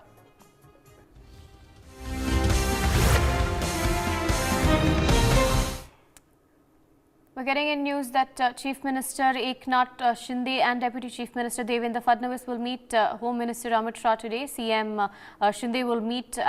CM and Home Minister will meet at the North Block at around 4 p.m. according to the information we have coming in. The meeting is on several issues, including the sugar industry, is what we're learning. This is the latest information coming in on the broadcast. I have my colleague Rakesh joining me on the broadcast. Rakesh, take us through now the meeting that's scheduled between Home Minister and CM Shinde as well as Deputy CM Fadnavis. देखिए, महाराष्ट्र के मुख्यमंत्री एकनाथ शिंदे और उप मुख्यमंत्री देवेंद्र फडणवीस आज जो है केंद्रीय गृह मंत्री अमित शाह से मुलाकात कर रहे हैं और जो सूत्रों से जो हमें जानकारी मिल रही है करीब 4 बजे मुलाकात है और शुगर इंडस्ट्री सहित दूसरे कई मुद्दों पर ये अहम चर्चा होगी। जिस तरह से महाराष्ट्र में, जैसा कि आप जानती हैं, शुगर इंडस्ट्री एक बड़ा कंसर्न रहा है, तो ऐसी स्थिति में ये मुलाकात इस दृष्टिकोण से काफी महत्वपूर्ण है।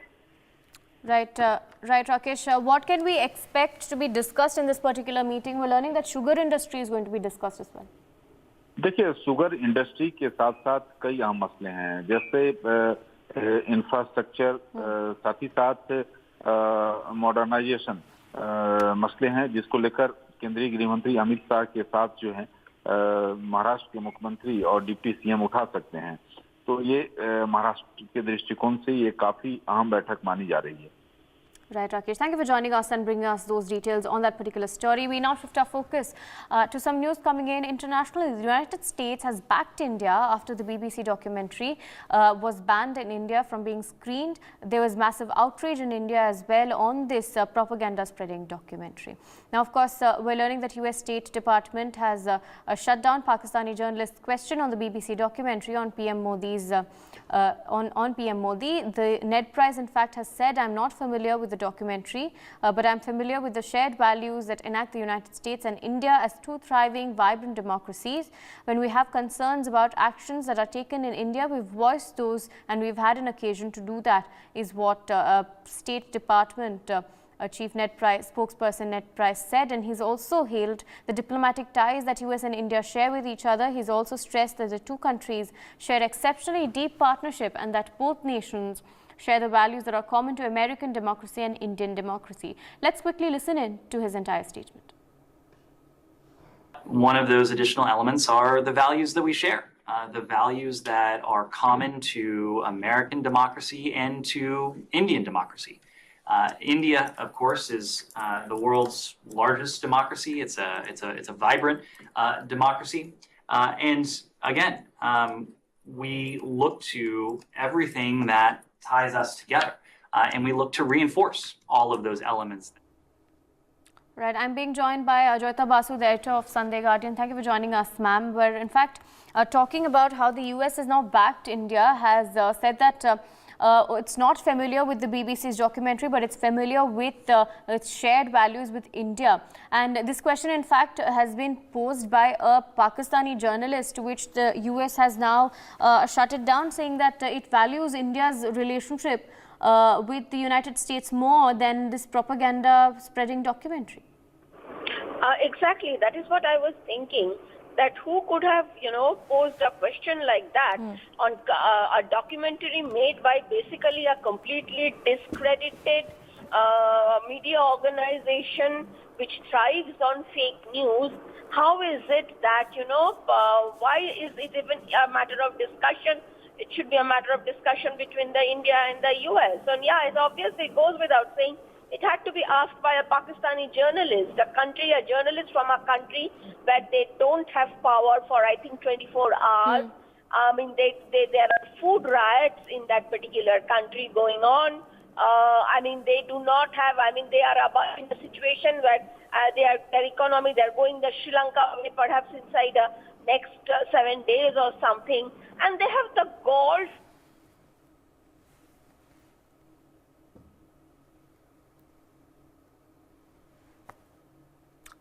Right.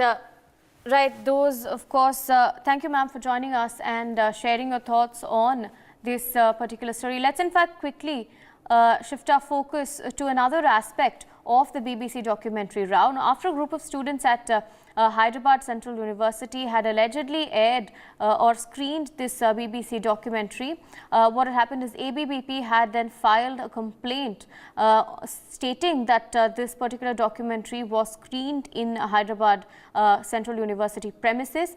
After which the police, in fact, are saying that no such information or no such complaint has been filed so far with them. My colleague, in fact, from Delhi told us about how students in JNU University, in fact, said that they were going to schedule a particular screening, and after which the university administration had asked to cancel this particular screening, and this screening was advertised through social media by posters on social media as well as pamphlets that were being spread on the ground at this point. This is of course the latest that we're getting in on the broadcast. I have my colleague Jatin joining us on the broadcast. Jatin, now take us through the action that's been taken on these students on this particular alleged the screening schedule that's also been called for. देखिए, अभी अगर update की मैं एक बात कर लूं तो क्योंकि NSUI का एक बयान आया है, वो चाहते हैं कि ये स्क्रीनिंग हो। इससे ये समझ आता है कि JNU जो कैंपस है, यहाँ पर दो तरह के विचार हैं और जो हम हर बार देखते हैं और यही कंट्रोवर्सी का कारण भी बनते हैं। अब क्योंकि जेएनयू एडमिनिस्ट्रेशन ने साफ कह दिया है कि अगर ऐसा कुछ होगा, कुछ जबरन करने की कोशिश की जाएगी तो लीगल एक्शन होगा, और बकायदा एक अर्जेंट एडवाइजरी जारी करके ये कहा गया है कि अगर ऐसा कुछ करने की कोशिश ना करें, और साथ साथ अगर ऐसा कुछ होगा तो उससे यहाँ पर शांति भंग होगी, जिसमें फिर लीगल एक्शन लेना जरूरी हो जाएगा। कुल मिलाकर कुछ स्टूडेंट्स जो हैं उनसे भी हमने बात करने की कोशिश की है, उनमें भी एक अलग अलग जो विचार है इसको लेकर देखने को मिल रहा है, लेकिन पूरी तरह से रोक लगा दी गई है स्क्रीनिंग पर, और ये कहा गया है कि जब ये डॉक्यूमेंट्री प्रतिबंधित है तो एक यूनिवर्सिटी में इसको प्ले करना, इसकी स्क्रीनिंग करना ये सही नहीं रहेगा। और एडमिनिस्ट्रेशन के इस जो एडवाइजरी जारी करने का फैसला है उसको एबीवीपी ने भी सराहा है, स्वागत किया है उसका। हालांकि एबीवीपी ने फिलहाल कोई बयान इस पर जारी नहीं किया है, लेकिन वो भी यही कह रहे हैं कि अगर कोई जबरन स्क्रीनिंग करने की कोशिश करता है, रात के 9 बजे का क्योंकि टाइम है, अगर कुछ स्टूडेंट्स एकत्रित होते हैं और वो जबरदस्ती स्क्रीनिंग करने के लिए कुछ करते हैं, तो फिर वहां पर पुलिस को बुलाया जाएगा। हालांकि पुलिस भी हम देख रहे हैं कि जेएनयू कैंपस के बाहर इस समय मौजूद है। Right Jatin, in fact, stay with us. Let's quickly listen in to the people that you had spoken to. In fact, you also filed a report on this particular story. Let's listen in to what they had to say on this entire controversy. JNU campus के बाहर इस समय हम मौजूद हैं, आपको तस्वीरें दिखा देते हैं। जेएनयू कैंपस एक बार फिर से सुर्खियों में है।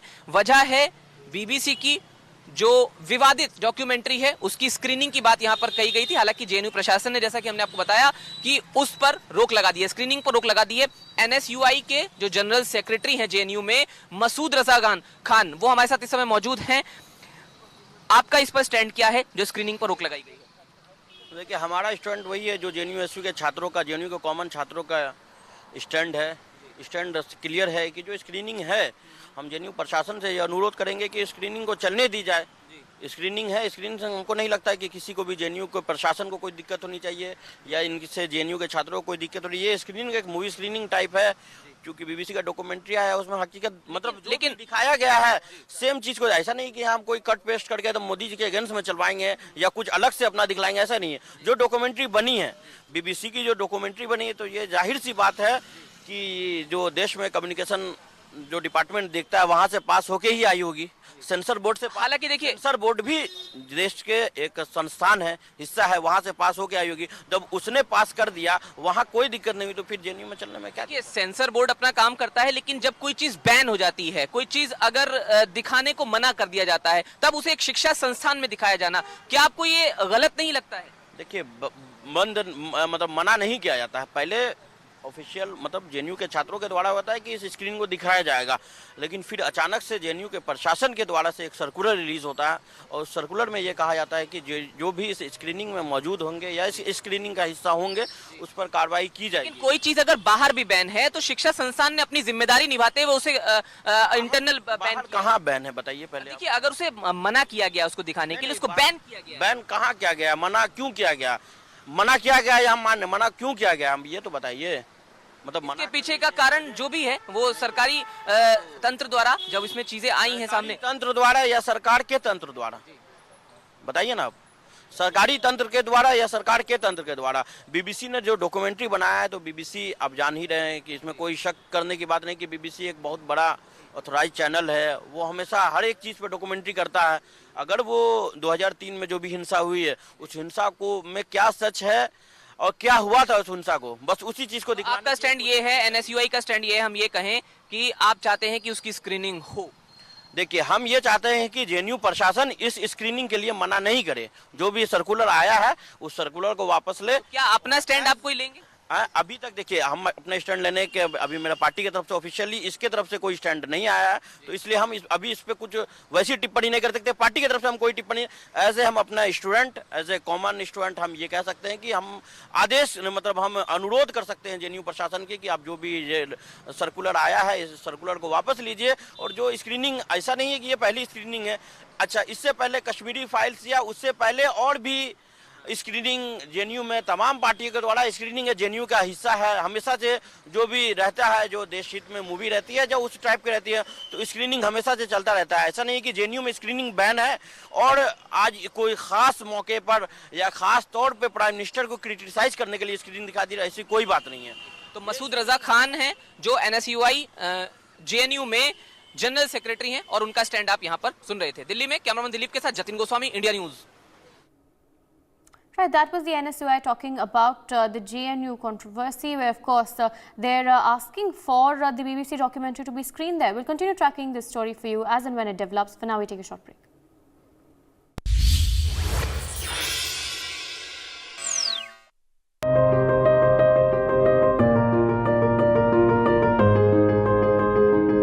मैं यहाँ पर मेडिसिन लेती हूँ, इसकी और अपनी। ना 4-5 बार दवाई लेगी, 2-3 बारी पहले भी ये दवाई मैं इतों लै चुका। फादर साहब जानते ने कोई तकलीफ होती है तो चले जाइए उतों, पैसा कोई नहीं। अक्सर फ्री होते हैं, सब काम फ्री होता है वहाँ पे। मैंने निकाला था नोट, कहते नहीं लेना। आ ਜਿਹੜੇ ਜਿੱਥੋਂ ਤੁਸੀਂ ਆਏ ਹੋ ਗੱਲਾਂ ਕਲੀਨਿਕ ਦੇ ਵਿੱਚੋਂ बैठ के देख लो, तुम बैठ गए ही हो। बड़े आराम नाल देखा, अच्छी तरह प्यार नाल। ये नहीं होना फ्री वाला काम ते फ्री वाला कर। ऐसा फील ही नहीं होता अभी गवर्नमेंट का है। बहुत बढ़िया है।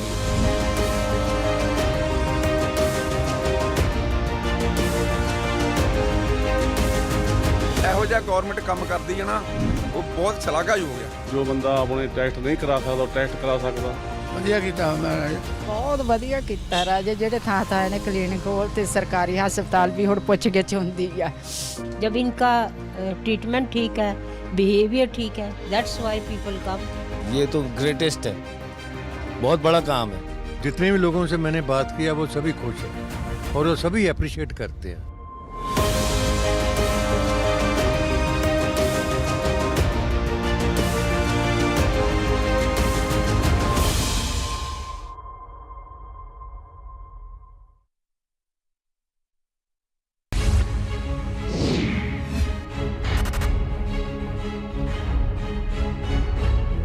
In 1919, 1,500 unarmed civilians were killed by British Indian Army at the Jallianwala Bagh.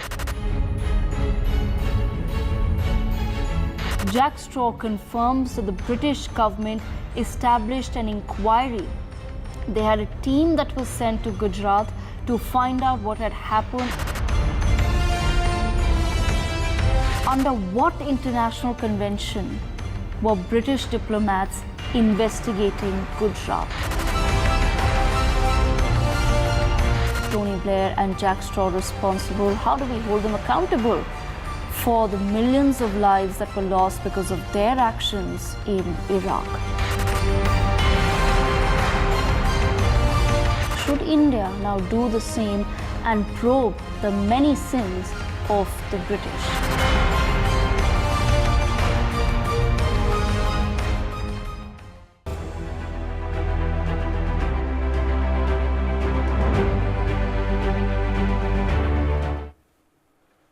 Welcome back from the break. I'm Uday Pratap Singh. You're joining us on NewsX. Our big focus, Prime Minister Narendra Modi yesterday named 21 largest islands in the Andamans after the Paramveer Chakra awardees, India's highest military decoration.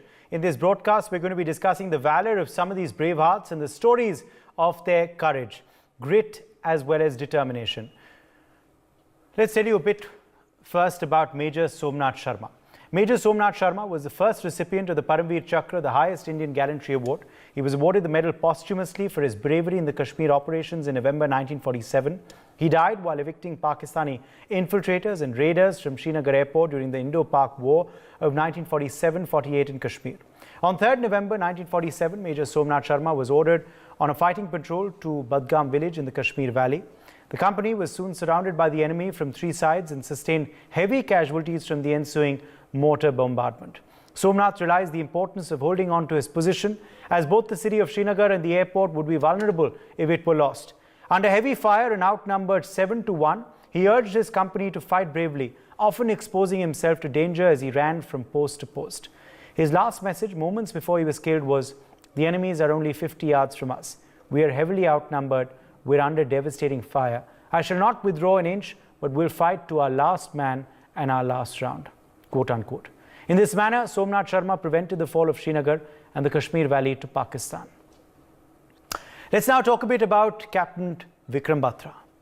During Operation Vijay on 20 June 1999, Captain Vikram Batra was tasked to attack point 5140. Leading from the front in a daredevil assault, he pounced on the enemy and killed 4 of them in a hand-to-hand fight. On 7th of July 1999, in another operation, in the area of point 4875, his company was tasked to clear a narrow feature. Captain Batra assaulted the enemy positions and engaged the enemy in a fierce hand-to-hand fight, killing 5 enemy soldiers at point-blank range. Despite sustaining grave injuries, he crawled towards the enemy and hurled grenades, clearing the position. With utter disregard to his personal safety, leading from the front, he rallied his men and pressed on the attack. The help achieved a nearly impossible military task in the face of heavy enemy fire. The officer, however, succumbed to his injuries, and inspired by his daredevil act, his troops fell upon the enemy with vengeance, annihilated them and captured point 4875. Subedar Grenadier Yogendra Singh Yadav. Let's talk a bit about him now. Grenadier Yogendra Singh Yadav was part of the leading team of Ghatak platoon tasked to capture Tiger Hill on the night of 3rd 4th July 1999. Grenadier Yogendra Singh Yadav, unmindful of the risk involved, volunteered to be in the lead and fixed a rope of his team to climb up. On seeing the team, the enemy opened intense automatic grenade, rocket and artillery fire, killing the commander, and 2 of his colleagues in the platoon were stalled. Realizing the gravity of the situation, Grenadier Yadav crawled up to the enemy position to silence it, and in the process sustained multiple injuries. Unmindful of his injuries and in the hail of enemy bullets, Grenadier Yadav continued climbing towards the enemy positions. Lobbing grenades and continuously firing from his weapon, he killed 4 enemy soldiers in close combat and silenced the automatic fire. Despite multiple injuries, he refused to be evacuated and continued the charge. Let's talk a little bit about now our next guest, who of course is who we're also honoring today and who has been honored earlier today, CQMH Abdul Hamid. On 10 December 1965, Pakistani forces, remember, had launched an attack in the Khemkaran sector. Realizing the grave situation, Company Quartermaster Havildar Abdul Hamid moved out to a flanking position with his gun mounted on a jeep under intense enemy shelling and tank fire. Taking an advantageous position, he knocked out the leading enemy tank and then swiftly changed his position. He sent another tank up in flames. By this time, the enemy tanks in the area had spotted him and brought his jeep under concentrated machine gun and high explosive fire. Undeterred though, Company Quartermaster Havildar Abdul Hamid kept on firing on yet another enemy tank from his recoilless gun. Havildar Abdul Hamid's brave action inspired his comrades to put up a gallant fight and beat back the heavy tank assault by the enemy. Let's now talk a bit about Lieutenant Colonel Adisher Burzorji Tarapo. On 11th of September 1965, Lieutenant Colonel Adisher Burzorji Tarapo was assigned the task of delivering the main armoured thrust for capturing Filora in the Sialkot sector in Pakistan. As a preliminary to making a surprise visit on Filora from the rear, the regiment was thrusting forward between Filora and Chawinda when it was suddenly counterattacked by the enemy's heavy armour from Wazirwali. Lieutenant Colonel Tarapo, who was then at the head of his regiment, defied the enemy's charge, held his ground and gallantly attacked Filora with one of his squadrons supported by an infantry battalion. Though under continuous enemy tank and artillery fire, Lieutenant Colonel Tarapo remained unperturbed throughout this action and when wounded refused to be evacuated. On 14th of September, his wound still fresh, he led again his regiment to capture Wazirwali. Such was his grit and determination that, unmindful of his injury, he again gallantly led his regiment and captured Jasoran and Butur Digrandi on 16th September. His own tank was hit several times, but despite the odds, he maintained his pivots in both these places and thereby allowed the supporting infantry to attack Chawinda from the rear. Let's now talk a bit about Flying Officer Nirmaljeet Singh Sekhon. Flying Officer Nirmaljeet Singh Sekhon was a pilot of a NAT detachment based at Srinagar for the air defense of the valley against Pakistani air attacks. On 14th of December 1971, Srinagar airfield was attacked by a wave of enemy Sabre aircrafts. Immediately, however, no fewer than 6 enemy aircrafts were overheard and they began bombing and strafing the airfield. Flying Officer Sekhon took off and immediately engaged a pair of the attacking Sabres.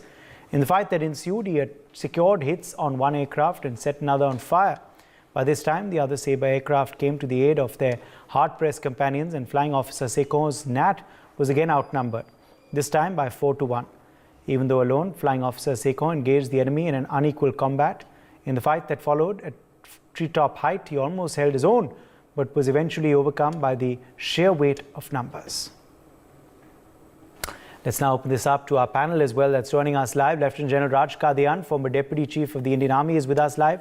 Major General G.G. Dwivedi, security analyst, is joining us live. We also have Colonel Shailendra Singh, defense expert, live with us. Group Captain UK Devnath, defense analyst, is also joining the broadcast. Let me begin with you first, Lieutenant General Kadian.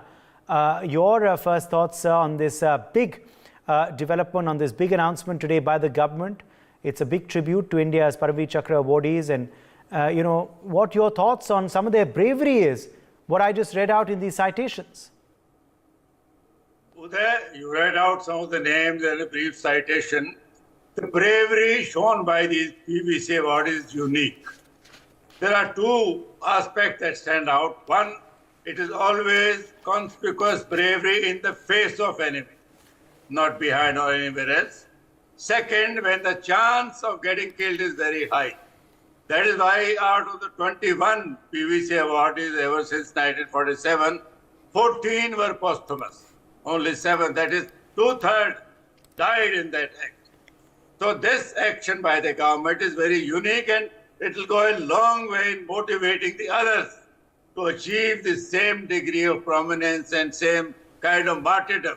A lot of people die in war. But to die in the face of the enemy and doing something which is almost superhuman, very difficult to describe to the audience, except those of my colleagues who've been through it.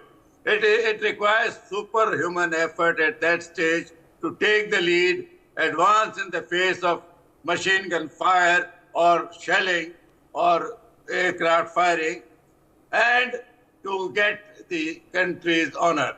So today, it's a very unique day when the government has decided to name 21 islets in our Nicobar and Andaman Islands after these PVC winners. I think it's a great idea. It will be a greatly motivating factor for the future soldiers.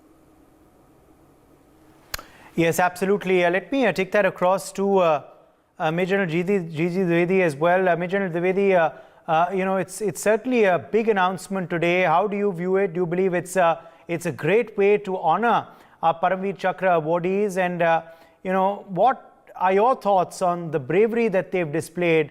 Some of the citations that I was just reading out.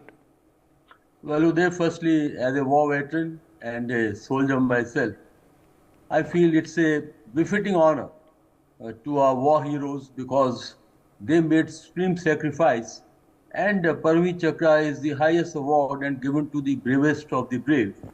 I remember in 70th War where I started my career in Bangladesh. One of the awardees was from Bangladesh, and like Al-Bateka.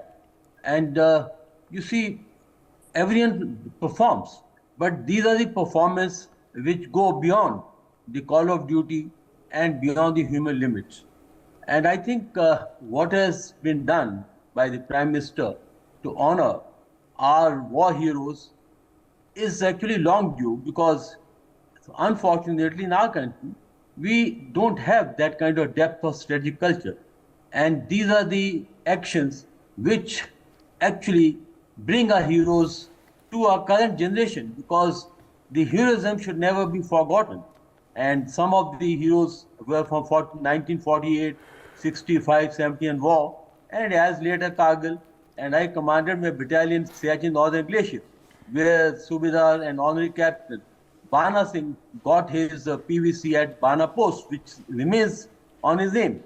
And when we go and command and we look at the post, we ourselves get very motivated, and also the men who go on to follow the deeds of our heroes. So all I can say is that it's a great act of remembrance of our heroes. And one point I'd like to add is about Netaji Subhash Chandra Bose. His Ross Island is being named after him, and 21 islands are being named after heroes. And my own father fought in Indian National Army. So I connect very closely to Netaji and all those who made a supreme sacrifice for our country. And therefore, I leave with this one word, that heroes should always be remembered. Nations which do not honor the heroes have great threat to be really wiped out from the geography of the world. So therefore, I think remembering heroes is a befitting honor and also great motivator for our current generation. Uday.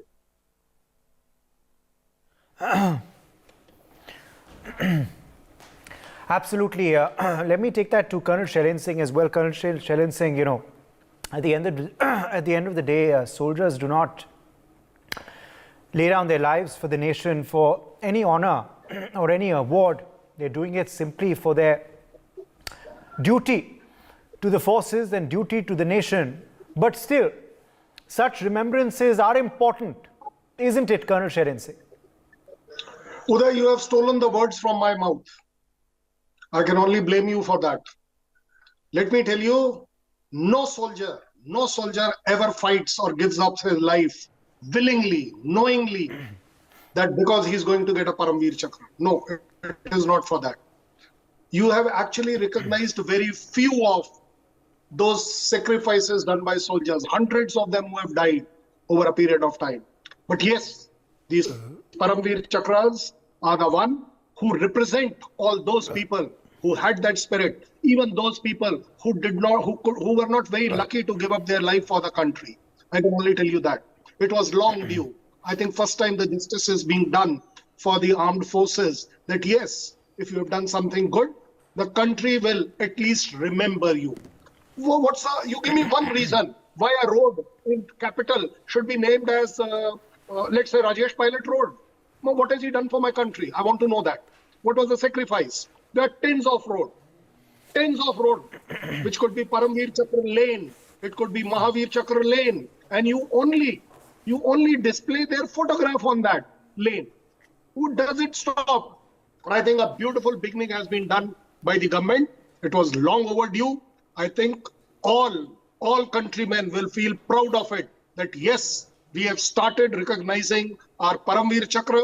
I am very sure it will come down to Sena medals. It will come down to the soldiers who have given up their life, at least in their own state. I hereby demand that.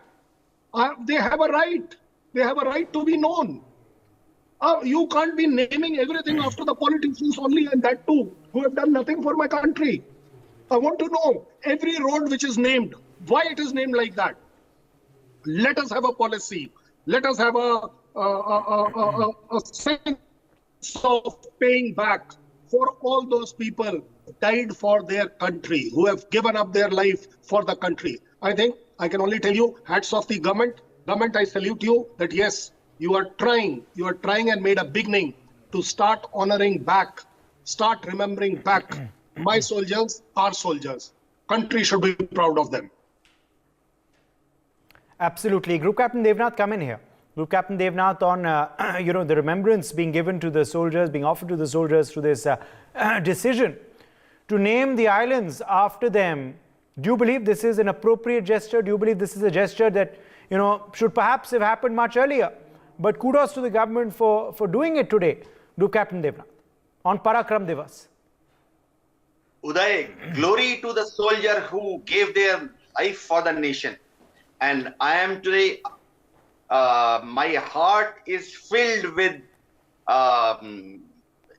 great pride that our government has finally decided to recognize and name these 21 islands at Andaman Nicobar on the names of the brave soldiers, 21 brave soldiers and officers who fought for the nation in various wars. Nothing, I am telling you that nothing motivates a soldier to fight for his nation and probably lay down his life for the nation other than only one single fact, one single factor, that he has a belief that entire nation is behind him, that desh ka bachcha uski izzat karta hai. Today when a soldier dies and when his body comes to his village, entire village pays respect to his family. For generation, his family is remembered as a family of brave people. People remember कि इनके पिताजी ने, his father, his grandfather, his great-grandfather fought for the country. This is the way a country can move ahead. Only a country which takes pride in its history and its brave soldiers can move ahead with head held high. Yes, Uday?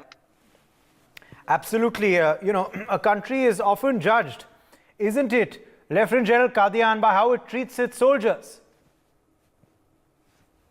Uday, as everybody has brought out, it's a great honor. Unfortunately, in a country like India, which is surrounded by adversaries on two sides, this award itself indicates we've got these awards in the plain sector against Pakistan, in the Samba sector, and in the J&K across the line of control, and in Ladakh, and also in Nifa. Of course, one of them was abroad in Congo, Salaria.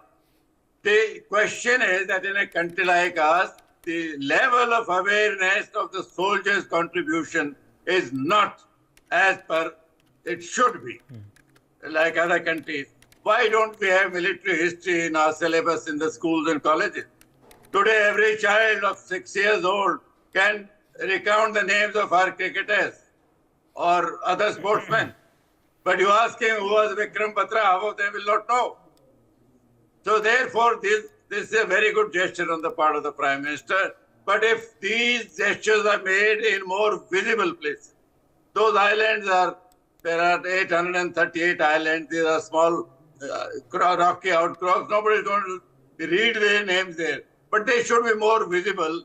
There should be more emphasis in keeping the country informed of what the soldiers have done in holding the country together and what the soldiers have contributed in ensuring that we enjoy a very peaceful and a life of comfort.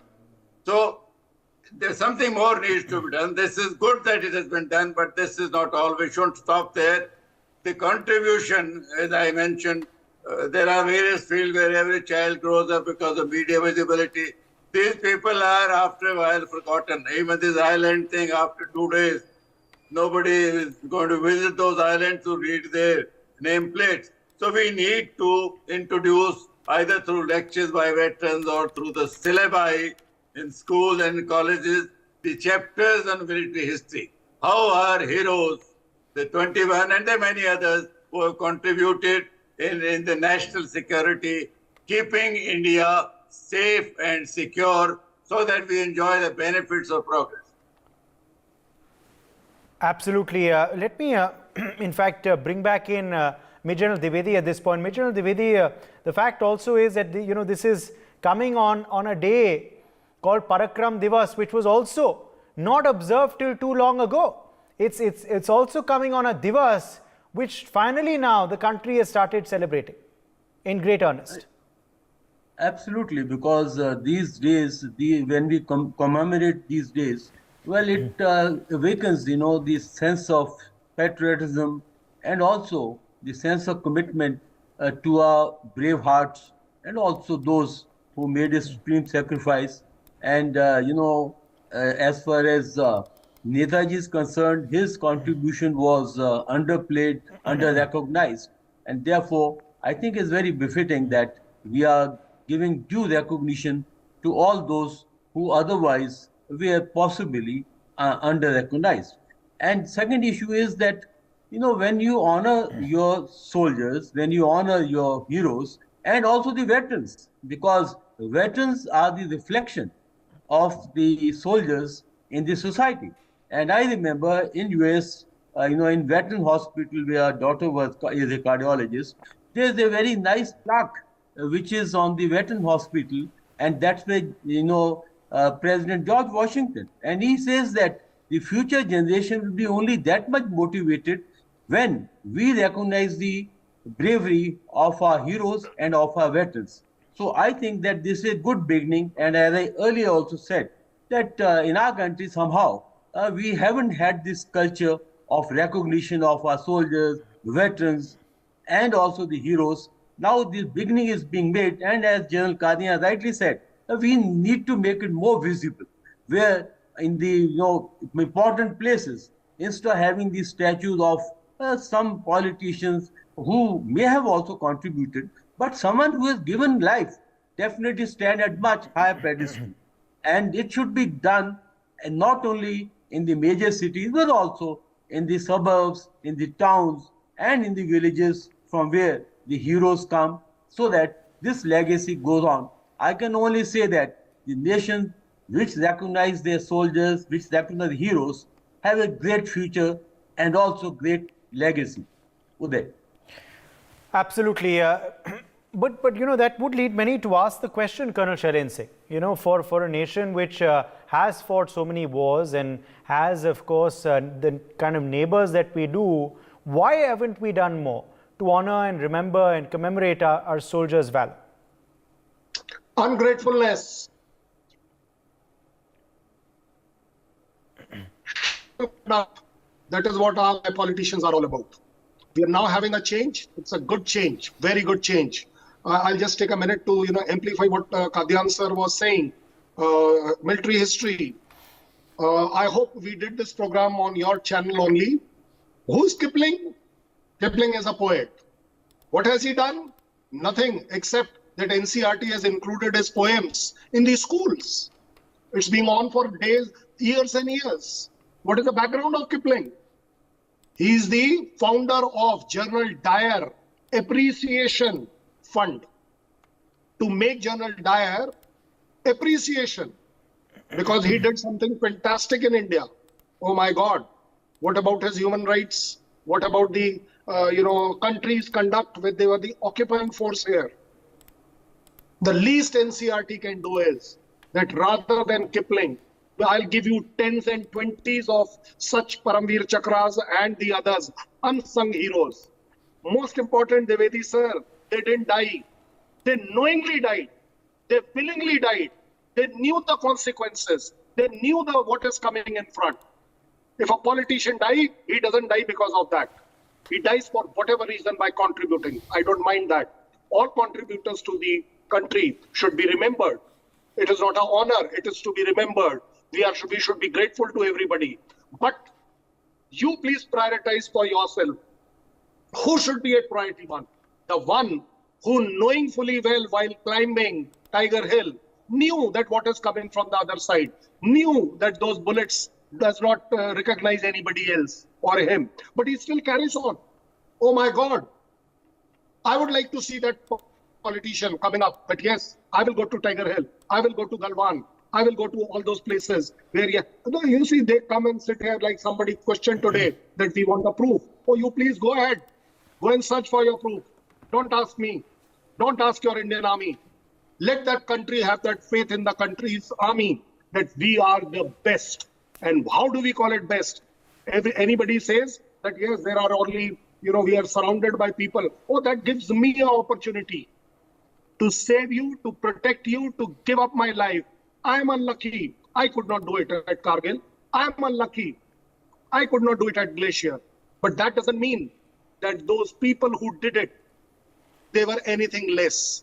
Those people who didn't get Paramveer Chakra were anything less. I think let the government should be traveling in the right direction as what they are doing right now. Please go ahead.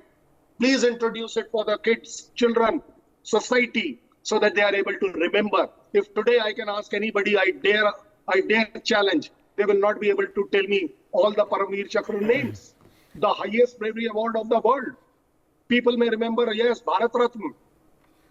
I don't know how Bharat Ratna is not, the soldiers are not eligible for that.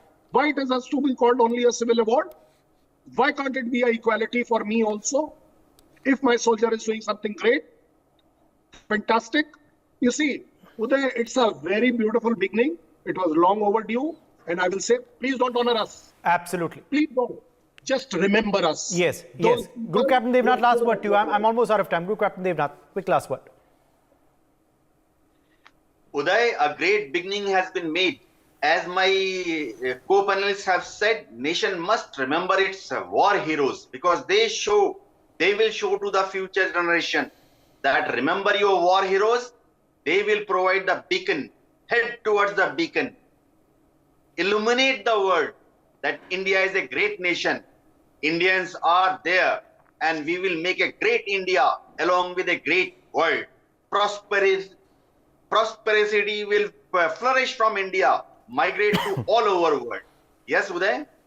Let's take a break. We've run completely out of time. My thanks to all of our guests for joining us on this discussion.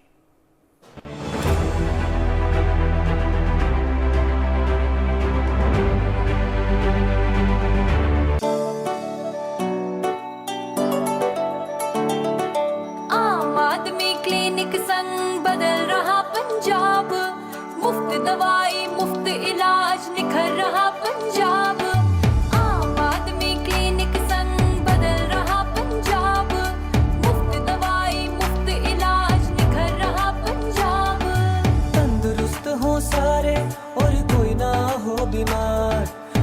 का इलाज होगा, कोई ना रहे बेइलाज।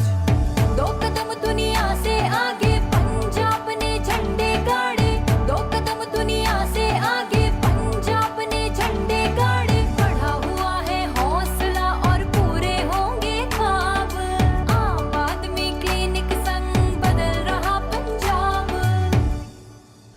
सेहतमंद पंजाब का सपना साकार हो रहा है।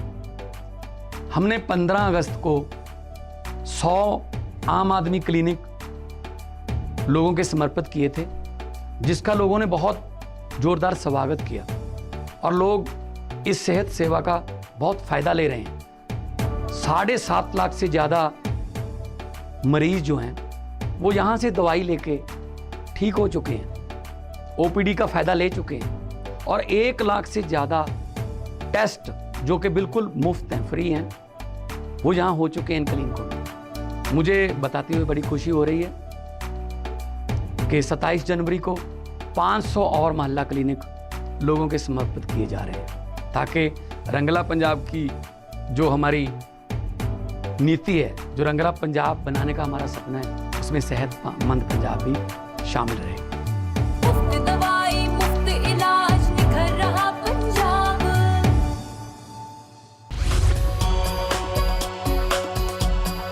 Amidst biased news and lopsided views, NewsX amplifies the Janta's voice, where your views shape the news. You can cast your vote on the day's burning issues. You can even participate in NewsX polls and surveys. You can gauge the nation's pulse in real time. NewsX presents Statistically Speaking on Mondays, Wednesdays and Fridays, 7:30 p.m. Indian Standard Time, only on NewsX. News, not noise.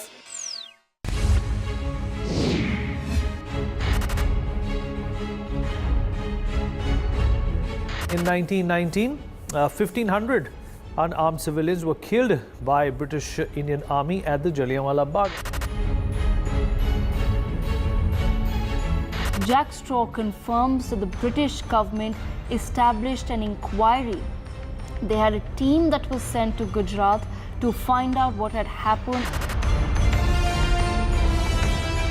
Under what international convention were British diplomats investigating Gujarat? Tony Blair and Jack Straw responsible. How do we hold them accountable for the millions of lives that were lost because of their actions in Iraq?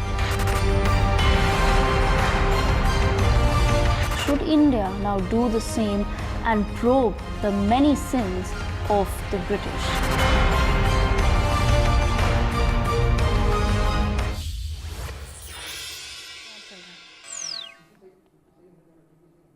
Good afternoon, you're watching NewsX. I'm Devika Chopra. Let's begin with the headlines this hour.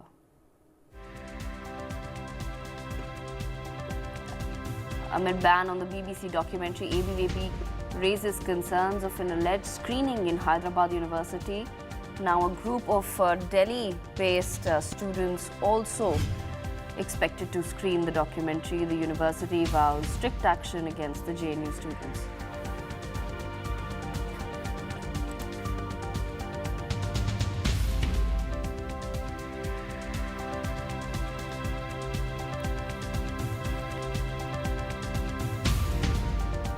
As India condemns the BBC documentary propaganda, the US has now come out in support of India. The US says that it's not familiar with the BBC documentary, instead stresses on shared values between India and the US.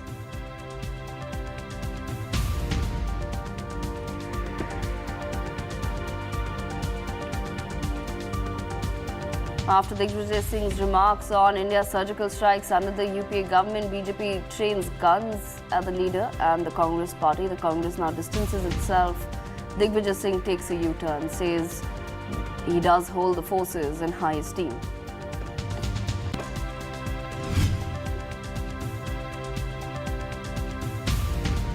Two passengers were deboarded from a SpiceJet flight bound Hyderabad from Delhi airport. The airline claims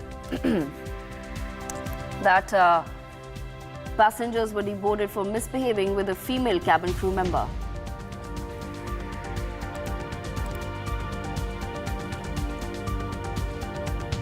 As the Bharat Jodo Yatra continues in Jammu and Kashmir, local parties laud Rahul Gandhi's efforts after Farooq Abdullah and Mehbooba Bhatti backs Rahul Gandhi, calls the Yatra only the true outreach.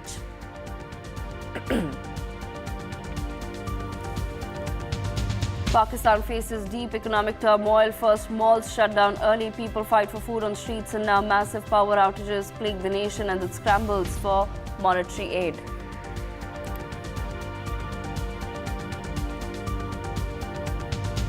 Just days after a shooting in California killed 10 people, another shooting takes the lives of 7 in the region. Police now say that the suspect is in custody. The investigation continues.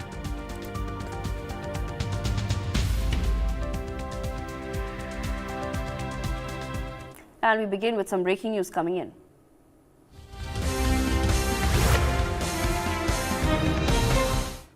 A CBI Tara court in Jammu has closed Yasin Malik's right to cross-examine witnesses as he failed to cross-examine them in the killing of 4 Air Force personnel. Reportedly, Yasin Malik was given enough opportunity to cross-examine witnesses, but he has failed to do so, saying that he wanted to cross-examine the witnesses physically. However, the CBI Tara court has now closed Yasin Malik's right to cross-examine witnesses. He has failed to examine the witnesses in the killing of the 4 Air Force personnel case. My colleague Ajay Jandal joins us on the broadcast. Ajay, if you can take our viewers through the details of this story. Yes, Yasin Malik will not get now a chance of cross-examining and questioning the witnesses of 4 Air Force officer, the witness of the incident which was carried out by the Yasin Malik about 3 decades back when he killed 4 Air Force officers in Srinagar and then flee from that area. The court says that you have got enough time on this, and that's why you will not be able to now question the eyewitnesses of that incident. Of that case in which 4 Air Force officers lose their life and attend martyrdom, because he was Yasin Malik who basically with his associate killed Air Force officers in Srinagar when they were waiting for a bus at a stop outside the airport station in Srinagar. Ajay, where exactly does this case stand as of now? Now that Yasin Malik's right to cross-examine the witnesses has been shut off by the Tara court, where does this leave him?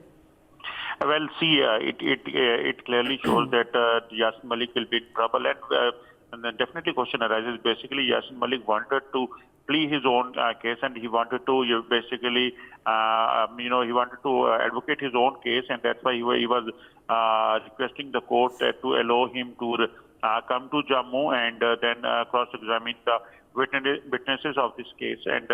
But court has stopped it and closed this chapter by saying that you will not be able to cross-examine the witnesses over there, and definitely because he is a culprit, he have killed Air Force officers over there, then how could he be given chance? That is also a question, and that's why I believe that court have they have taken this decision, and now Yasin Malik will not get a chance. All right, Ajay, thank you so much for joining us on the broadcast. We shift our focus now.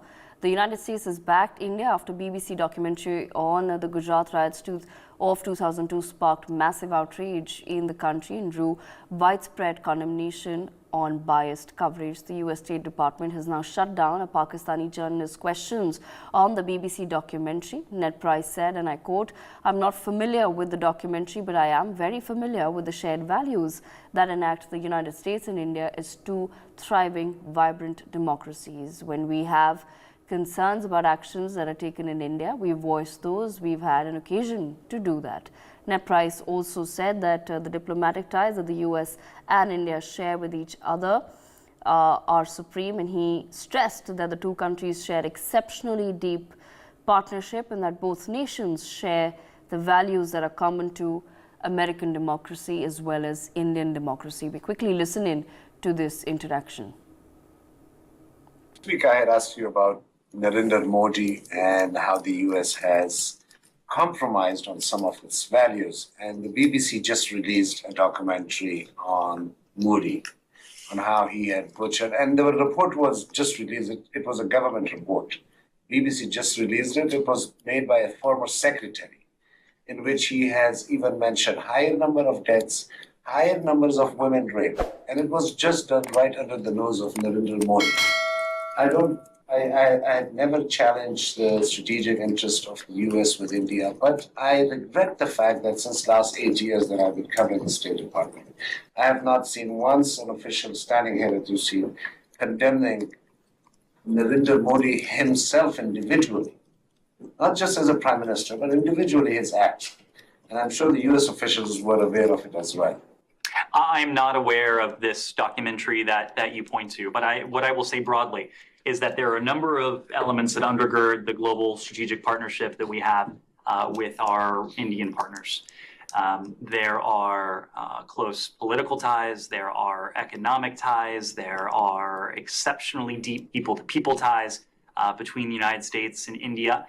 But one of those additional elements are the values that we share, the values that are common to American democracy and to Indian democracy.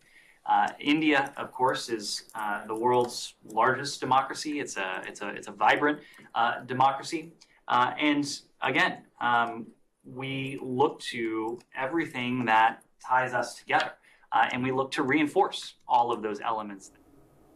So there you heard it, but remember earlier UK Prime Minister Rishi Sunak had also shunned the Pakistani origin British MP Imran Hussain when he tried to bring up the issue of the documentary in the UK Parliament. Let's quickly listen in to what happened then.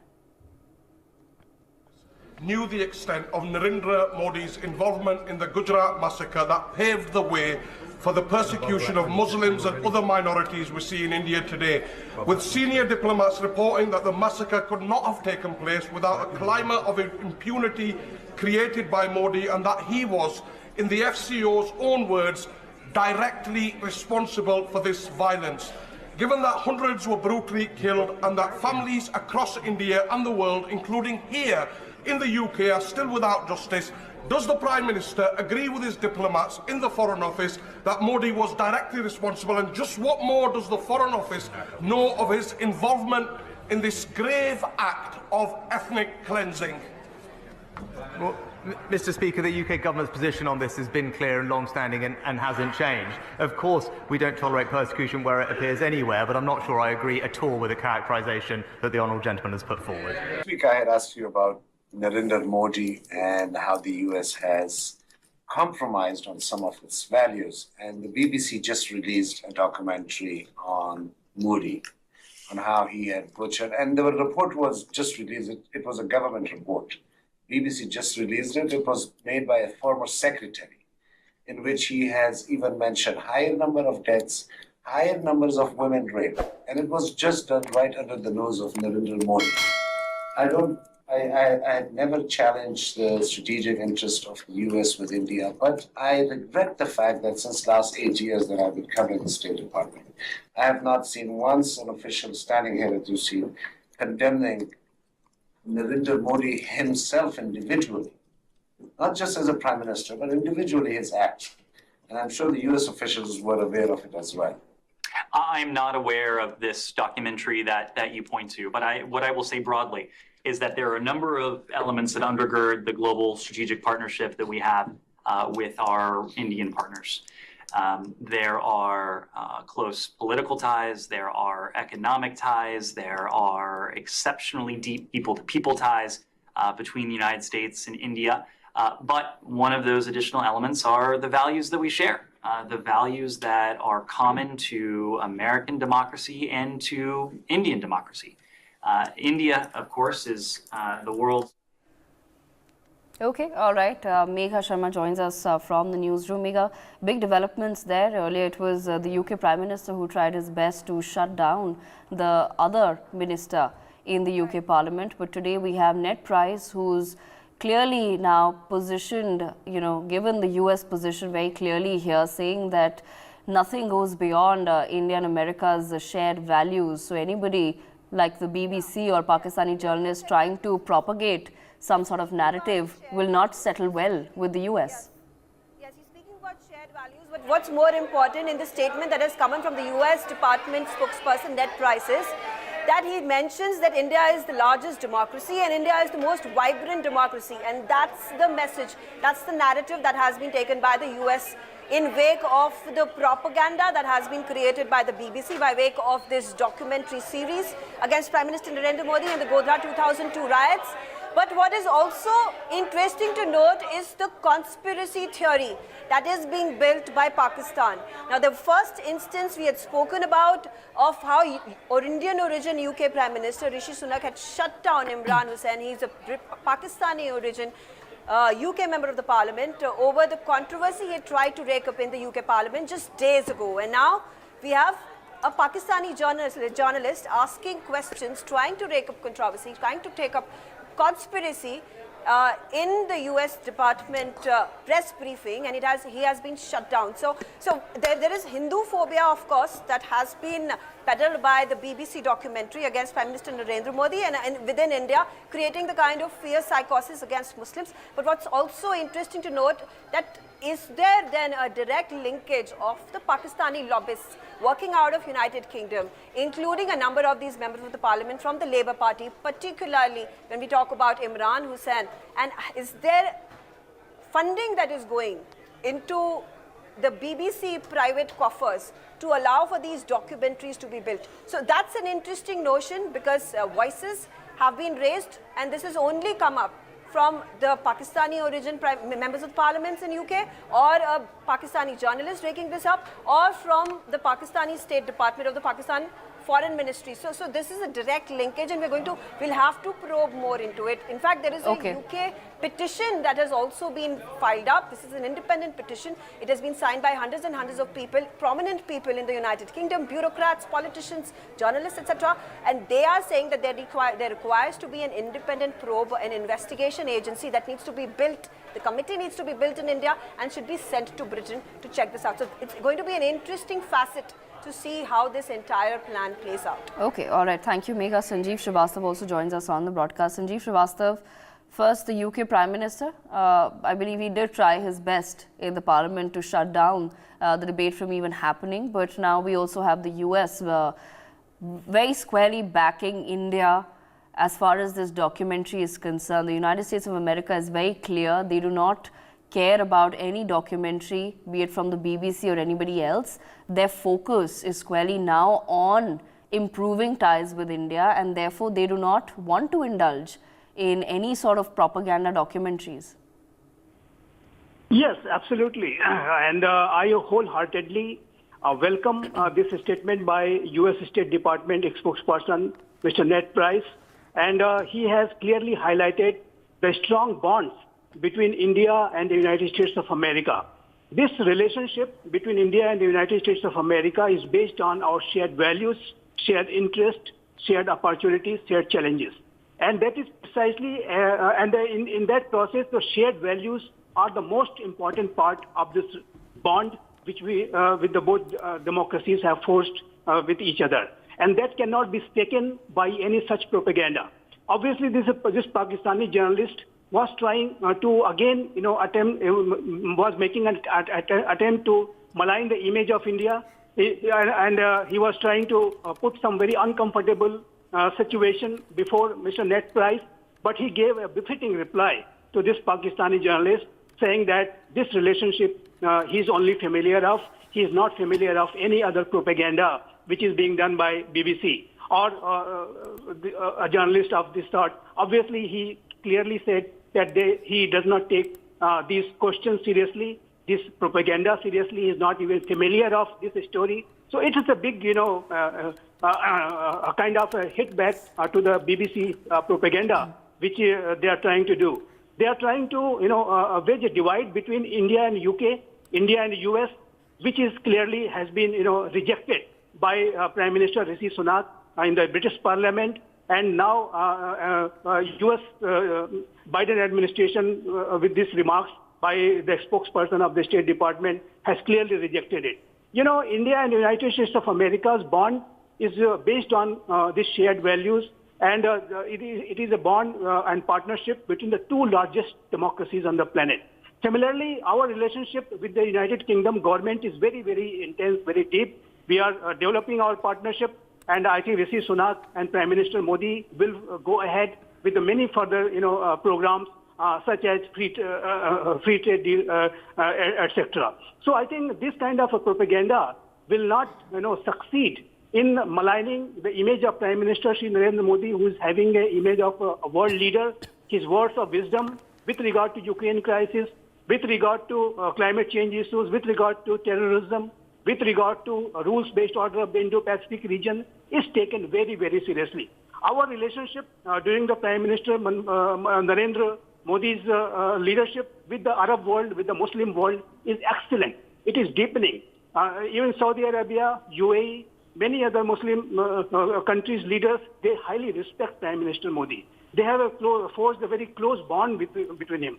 So I think such propaganda against Prime Minister Shri Narendra Modi and to malign his image will not succeed, and rather it will discredit those who are making this kind of a documentary. It is high time they learn lessons, they take messages from Prime Minister Rishi Sunak, from the spokesperson Net Price, or our spokesperson Mr. Arindam Bagchi, who had very clearly in state terms had said that we do not take this propaganda seriously, and obviously this is propaganda, lie, and we do not want to dignify in any manner.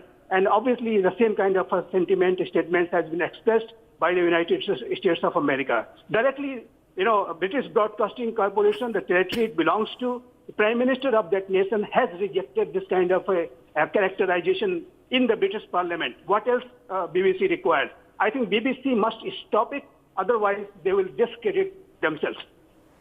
Okay, all right. Sanjeev Srivastava, thank you so much for joining us on the broadcast with your perspective. Let's shift our focus to breaking news coming in.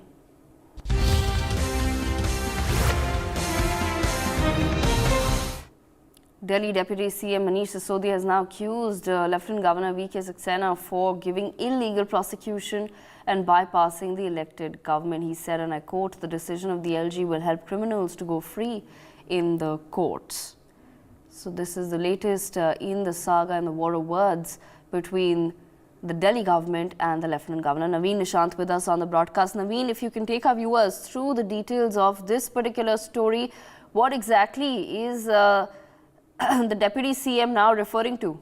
बिल्कुल देखिए बता दें कि मनीष सिसोदिया ने दिल्ली के जो LG है उन पर ये आरोप लगाया है कि जो सरकार है उसके जो अधिकार है उन्हें दिल्ली के एलजी बाईपास कर रहे हैं और जो अवैध अभियोजन होता है यानी जो लीगल प्रोसेस होता है उसको वो खुद से स्वीकृति दे रहे हैं, जबकि कई मामलों में जो लीगल प्रोसेस को स्वीकृति देने का जो अधिकार होता है वो दिल्ली सरकार या दिल्ली की चुनी हुई कैबिनेट के पास होता है। तो ऐसे में कानून के लूपहोल का फायदा जो अपराधी है वो उठा रहे हैं और उन्हें अदालत से छूट मिल रही है, जमानत मिल जा रही है। इसे लेकर मनीष सिसोदिया ने आपत्ति उठाई और कहा है कि एलजी दिल्ली सरकार की चुनी हुई काम में दखल दे रहे हैं। अवैध अभियोजन जो अभियोजन होता है उसमें वो जानबूझकर दखल दे रहे हैं, जिसका फायदा जो है वो अपराधी उठा रहे हैं। Right, absolutely. All right, thank you so much, Naveen, for joining us on the broadcast. We shift our focus to more breaking news coming in.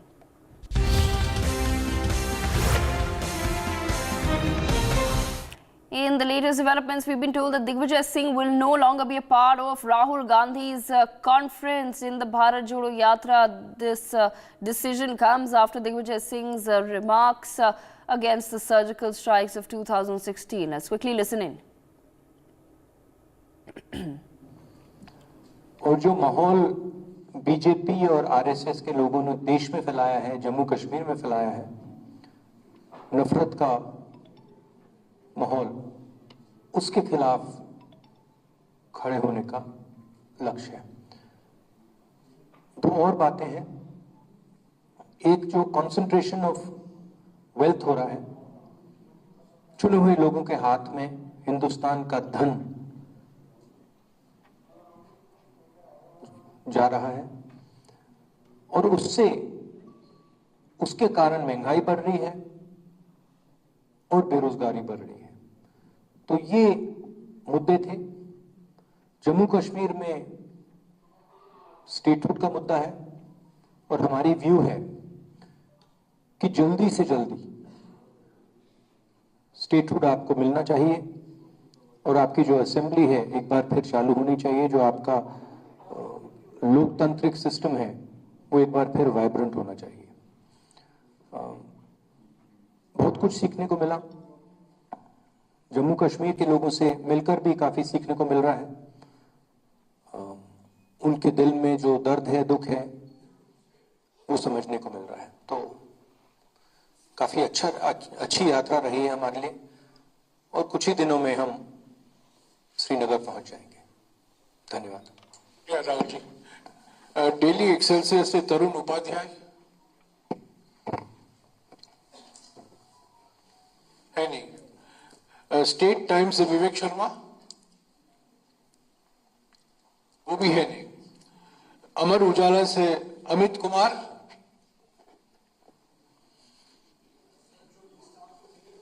एक मिनट माइक दीजिएगा उनको।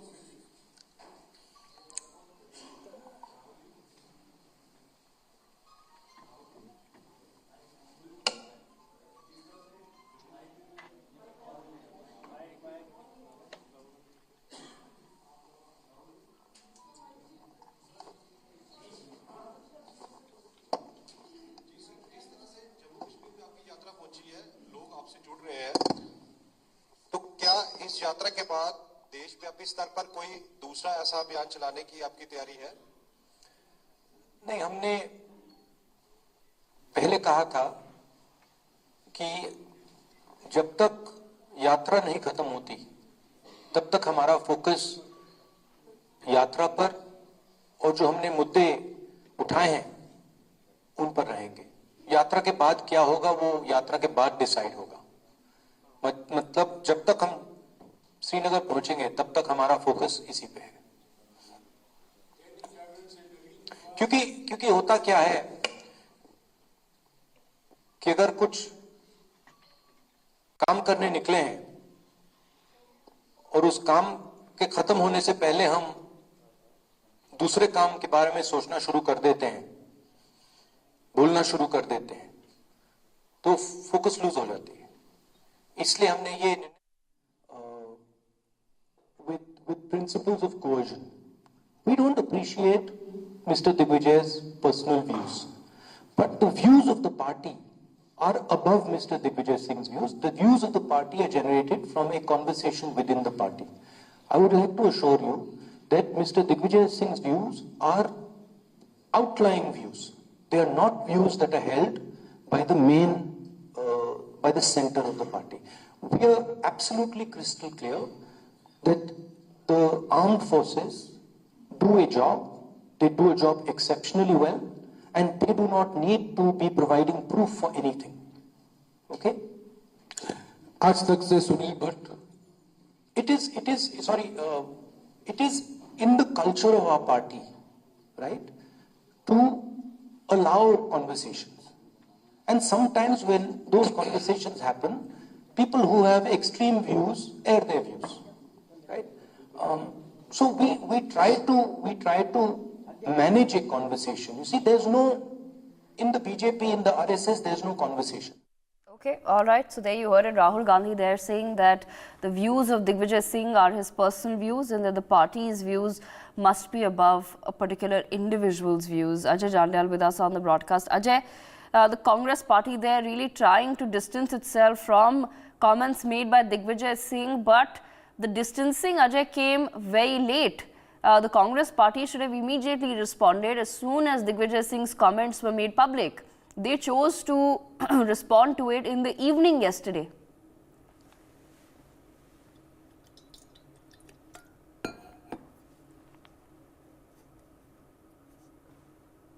Okay, we will bring Ajay back onto the broadcast, but this is the latest that we're discussing for our viewers. Remember, at a rally in Jammu during the ongoing Bharat Jodo Yatra, Digvijay Singh attacked the centre, saying that the surgical strike was conducted even before 2014, but those governments always presented proof. And where exactly is the proof of the BJP-led government for the surgical strikes? This is after which the BJP then lashed out at the Congress. BJP spokesperson Gaurav Bhatia said that India will not tolerate if they speak against the armed forces. Rahul Gandhi and the Congress hate the Prime Minister, but it seems that they have been blinded by the hate to an extent that their dedication to the country has withered away. The Congress party then later in the evening yesterday distanced itself from comments made by Digvijaya Singh. Congress General Secretary Jairam said that the views expressed by senior leader Digvijaya Singh are of his own and they do not reflect the position of the Congress party. The surgical strikes were carried out before 2014 by the UPA government as well, but the Congress has supported and will continue to support all military actions that are in national interest. Rahul Gandhi now speaking along the same lines. On that note, a very quick break.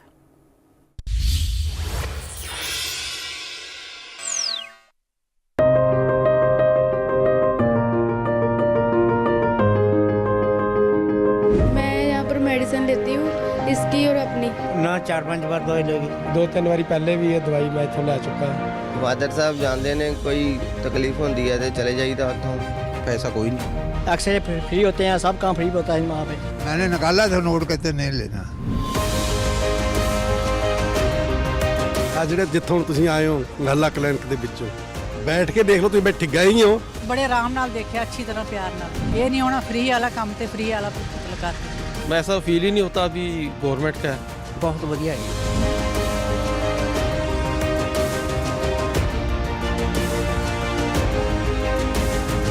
ਇਹੋ ਜਿਹਾ government ਕੰਮ ਕਰਦੀ ਹੈ ਨਾ ਉਹ ਬਹੁਤ ਸ਼ਲਾਘਾਯੋਗ ਹੈ ਜੋ ਬੰਦਾ ਆਪਣੇ ਟੈਸਟ ਨਹੀਂ ਕਰਾ ਸਕਦਾ ਉਹ ਟੈਸਟ ਕਰਾ ਸਕਦਾ ਵਧੀਆ ਕੀਤਾ ਮੈਂ बहुत वधिया कीता राजे जेडे था ने क्लिनिक खोल ते सरकारी हस्पताल भी हुण पुछ गिछ हुंदी है जब इनका ट्रीटमेंट ठीक है बिहेवियर ठीक है दैट्स व्हाई पीपल कम ये तो ग्रेटेस्ट है बहुत बड़ा काम है जितने भी लोगों से मैंने बात किया वो सभी खुश हैं और वो सभी अप्रिशिएट करते हैं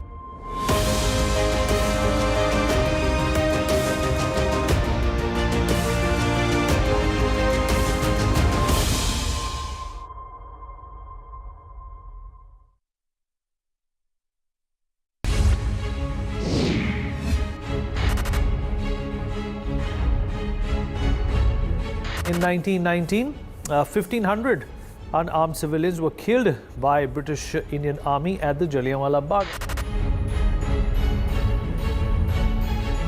Jack Straw confirms that the British government established an inquiry.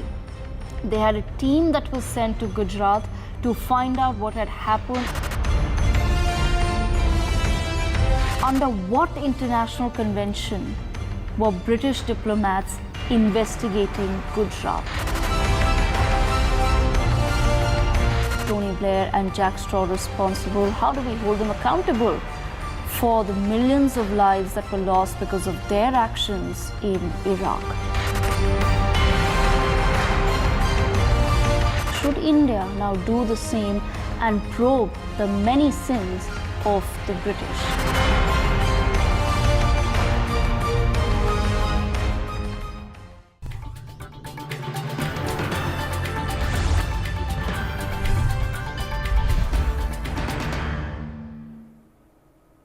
Hello and welcome. You're watching NewsX and I'm Megha Sharma. Now there's yet another Hindu temple that has been desecrated in Australia in the last 24 hours. The modus operandi has been the same. Khalistan Zindabad graffiti painted on the walls. The miscreants then came in large numbers. They chanted Khalistan slogans and then thereafter attacking the temple, they ran away. This is the third time around that a Hindu temple has been vandalized. When is it that the Australian government is going to wake up to this? Will this yet again be slided under the pretext of freedom of speech? Let's open up this discussion. Professor Madhav Nalapat, it's shameful that in the last 15 days' time, there have been 3 attacks on 3 Hindu temples in Australia, and the government of Australia and Prime Minister Albanese have still not reached out to the Hindu diaspora, the Indians living over there, and spoken about any sort of corrective actions that are going to be taken against these anti-social elements? Well, the fact of the matter is that it's not surprising that you have seen this take place in the United Kingdom, you have seen this take place in Canada, and you have seen this take place in Australia. Canada and Australia particularly, and the United Kingdom, parts of it, they are strongholds of groups that are aligned to the Pakistan military, as well as to the Chinese Communist Party. There are large numbers of sympathizers of the Pakistan military in both Canada and Australia, and regrettably, the investigative agencies, the security agencies in these two countries seem to be giving them almost a free pass. We have seen in Khalistan, for example, this Khalistan movement, the way Canadians have actually put a red carpet for the Khalistanis. And to the extent that you have openly pro-Khalistan individuals who are obviously close to two embassies in Ottawa as part of the government in Canada. Well, so this is happening in Australia, and I think the problem is that with the new government in Australia, it is regarded as a little soft on these things. Just as a Labour government. They are treating it as a law and order problem, sir. When the tentacles of the Khalistani secessionist movement have already borne fruit unfortunately in Canada, where they are even existent in the political class. In fact, the governing party has certain percentage of coalition that is coming in from the Khalistanis. Why wouldn't Australians understand this? Or they're just turning a blind eye for some purposeful reason? Well, the reality is that unfortunately, Hinduphobia has been systematically spread throughout the Western world. The purpose is to ensure a distance between the people of India and the people of the West, both of whom are separately very much in favor of a free, open and inclusive Indo-Pacific. So you have this obvious attempt to spread Hinduphobia, and unfortunately what's happening is that in this kind of activity, what is happening is that, temples and other locations which are frequented by the Hindu community become targets of this atmosphere that Hinduphobia creates. Yeah. And this is what we are seeing, that individuals are getting radicalized, they are turning anti-Hindu, and they're saying, well, let's go after the Hindus. And this is basically encouraging the deep pockets of a certain country and the vicious terrorist tendencies of the army of a particular country to combine forces. And I would agree, Australia is in grave danger of itself sliding into terrorism unless the Albanese government wakes up and takes action now. And the question, absolutely, why isn't the Albanese government, Sumit Peer, waking up to this? Are they purposefully turning a blind eye? What are the advantages? Or are there some lobbies that are functioning to allow for this, first of all, the Khalistani referendum that took place just a few months ago in Australia? We already have these bad examples to portray.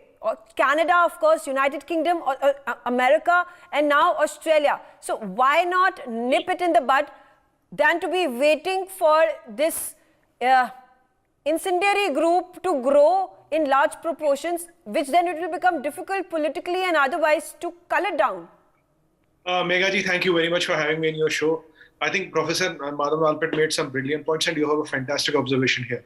The idea is that Australia has become an ostrich here. If they have become an ostrich, they're trying to bury their head in the sand and believe that there is no problem. It was around 2 weeks back, we were exactly discussing the same issue, and I had told you there'll be one more temple which will be attacked because these people are not understanding the problem. They are trying to see it as a law and order problem. There's nothing law and order here. It is the K2 desk of Pakistani ISI, K for Khalistan, K for Kashmir. It is active. Khalistan is a done and dusted thing. It's only the ghost of Khalistan which ISI is trying to keep active wherever there's a sizable Sikh community. Again to defame Sikhs, again to have a Hindu-Sikh divide, again to start a fire somewhere in the world where the flames will be seen here, where we can see the smoke here. That is what these guys are desperately trying to do. And if you don't address it as that issue, if you want to be as Australian thing, it's a law and order issue. It's not a law and order issue. I must congratulate the Australian government that you have become a backyard for ISI today. You are nothing better than Canada. You are nothing better than UK. You will soon have grooming gangs. You will have all kinds of things happening in your backyard. If you are not able to control it, Madhav Nalpat sir makes a very important point here that if you don't control it now, the next logical step is it will start from a Hindu temple, it will start from Modi Murdabad, it will start from Khalistan Zindabad and all that. Now you see people like Bindrawala have praised, and they're praised for having killed more than 20,000 Hindus. This is the venom what ISI is trying to brew. This is what they're trying to do. Before the 2024 elections, they want a Hindu-Sikh right, they want a Hindu-Muslim right, they want anything which can stop India. And if once they are able, when they are not able to do anything else, they are going out of India and trying to state flames there. The problem is that, would you want your country to become a playground of ISI? That is what unfortunately Australia is becoming. I agree with you. I agree with you. So why is the Albanese government turning a blind eye to it? Deshat and Nikam, you know, one attack on a Hindu temple, okay, you call it a law and order issue. Second attack, you have consecutively 3 attacks in a span of 10 to 15 days.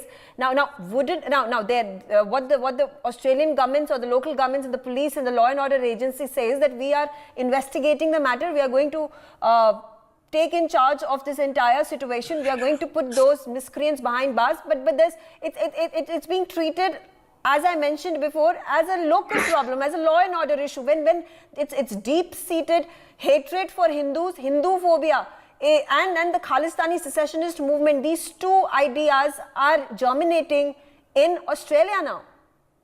Well, Megha, in fact, when there is an isolated incident, it can be dealt as a law and order issue. Right. But when there is a pattern, it has to be dealt in a different way. It has to be gone beyond the law and order issue, and it has to be dealt with at the government-to-government level, diplomatically also. But one good point out here is that the Australian government is also on the same page as the Indian government. And the Australian High Commissioner in India has expressed his shock and surprise at what is happening out there. But one has to go beyond that. The curtain or the veil has to be lifted. Who are the people behind it? As Sumit was clearly saying, it could be Pakis, it could be Christian missionaries, it could be anybody else, you know, who are there. But you must remember the timing. Both anti-Modi and anti-Hindu stand which has come out is we have an election in 2024. You saw a BBC documentary coming up with outlandish and fantastic claims when the issue is fairly settled in India. So this has to go far beyond, because there are people who are trying to influence Indian elections, although I believe they may not be able to, because Indian voters today has become very, very smart. And especially with the technology coming in, with the remote voting machine also coming in, I believe all those factors may not be of great importance, but it is of nuisance value. It does try to tarnish India's image, and it has to be dealt very, very effectively, both at the government level, diplomatic level, and by the Indian diaspora. The role of Indian diaspora is very, very important, and they have been effectively dealing with it, whether it is in London or whether it is in US. They today have become an effective lobby all over the world, and their role is very commendable. And I am sure in US, because in Australia, where their contribution is immense, Indians all over the world contribute to the economy, contribute to the stature of that country, and enhance the status of that particular country where they stay. Okay. Because I have always believed Indians are universal citizens, global citizens. Okay, And all right. So you're saying the diaspora voice here can then allow and pressurize the government of the day, the local ones as well as at the national level, the Albanese government, to allow for making an overarching law and order situation for these Khalistanis, these anti-Hindu elements to then let go of their agendas and put them behind bars so that this does not grow. But you know, Deshat and Nikam, what was interesting and ironical was, because last week when there was the second attack that had taken place, there was a priest from one of the temples, from the Hindu temples that had joined us, and he continued to reiterate his point that this was just a law and order issue and the investigation is taking place, and we will wait until the time the investigations get over before pinpointing the blame. Now, is this being fed to the Hindus to take a certain narrative? What exactly is happening? Prima facie view, initially when an incident takes place, one can have a prima facie view. But when there is a pattern to it, then you got to do deep investigation, and you got to really unearth who are the people behind it. You know, isolated incidents can be a law and order issue, but it could be another temple. The fourth incident tomorrow, and day after tomorrow, it could be another. So therefore, a pattern, once, two, and three incidents, which means clearly a pattern has been established. Nobody can deny that there is a pattern. Okay. And once there is a pattern, the government of India and the Indian diaspora has to deal with it accordingly, and the conspiracy and a premeditated nature of these attacks have to be unearthed. And that is the point that I am making. So the Australian government also needs to look at beyond law and order.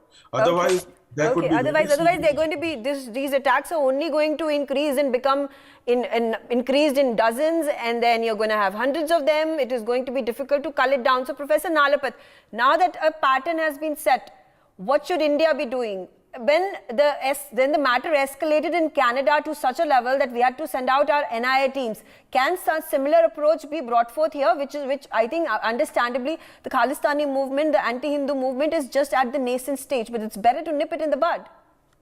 Well, I'd like to say that the Indian diaspora is a target of the enemies of India, because the Indian diaspora is a very, very strong factor linking these countries to India. The fact is that, as Mr. Nigam has correctly stated, the Indian diaspora is possibly the most successful diaspora in the world. They are completely law-abiding. You look at the prison statistics, the number of those from India who are in prison for various crimes is very, very small. And not only that, their average income is significant. So this is the something which is really worrying the two enemies of India in particular, and they are therefore trying to make life miserable for diaspora, so that you don't have any interest in settling into these countries. Now, in the case of Canada, in the case of Australia, I mean, the reality is that Indians are coming there. And frankly, they are doing extremely good work. They are paying. No, but what's also interesting, Professor Nalapat, is that Indians, there are first generation, second generation, third generation, even fourth generation Indians and Hindus in America, in Australia. So why is it that these instances are only surfacing now? Well, the reality is that there is an intensification of effort to ensure a demonization of India. And one of the effective ways of doing that is to demonize a community that is 1 billion strong in India, and to basically, paint them with a brush, which is completely contrary to the facts. So that is why you have this demonization taking place. And I'm sorry to say, a whole lot of such dialogue has been spreading.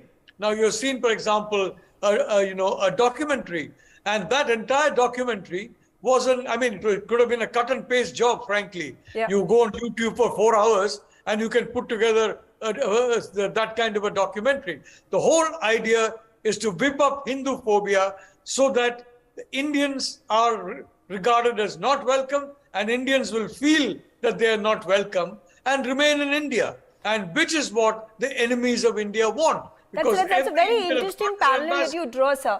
And I'm going to get in Sumit also to comment on this. We're talking about, one is the secessionist Khalistani movement that is funded by the ISI. And then there is this global war against Hindutva that is again being funded by lobbies, including Pakistan and others, that are jealous of India, envious of India and its growing stature internationally and domestically as well. We are the largest democracy. The 2024 elections are coming up. So when both these factors combine, they become lethal in attacking the Indian diaspora, the Hindu diaspora across the globe. Like you mentioned, like the rest of the panelists mentioned, that they're very successful, and they are in lucrative professions. They're at the top echelons of their careers, and they are the ones who are bringing the GDP up for all these countries. You see, Megha ji, let's talk some numbers here. If you look at the Indian diaspora, it is 1% in USA, pay 6% of the tax. Indians have 60, when the Americans have a graduation or a bachelor's of 24%, Indians have more than 60%. The average income of an American household is 54,000, Indian is more than 90,000. So when you this kind of forget their CEOs and the CEOs with their producers, forget the number of people in the politics. When you have such a powerful diaspora, the Pakistan ISI will target everything. They will target Indian, they will target Indian representative, they will target Indian embassy, they will target Indian temple, and especially if you're a Hindu. Then you are 101% on the target, and most of the diaspora is Hindu. Let's be direct here. So by doing this, what is happening next is a very alarming thing. Is that are you trying to make Australia unviable for a Hindu? Because you start by attacking with the temple. It's what happened in Leicester. exactly the UK pattern. Then tomorrow you will say they are Sanghis. You will go and abuse somebody. Tomorrow you will burn somebody's house. You will steal somebody's cars, and 1 or 2 people will be killed here and there. In Leicester, even some Hindus have not returned to their home.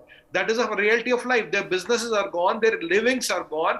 So I have been warning since Leicester days that it's a Kashmir part 2, what ISI is trying to repeat everywhere. And if not controlled and call out what it is, it will keep on repeating. It started from Leicester, it went to Canada. Now we are seeing this happening in Australia, and it will go to other places wherever you have Hindu diaspora, which is big.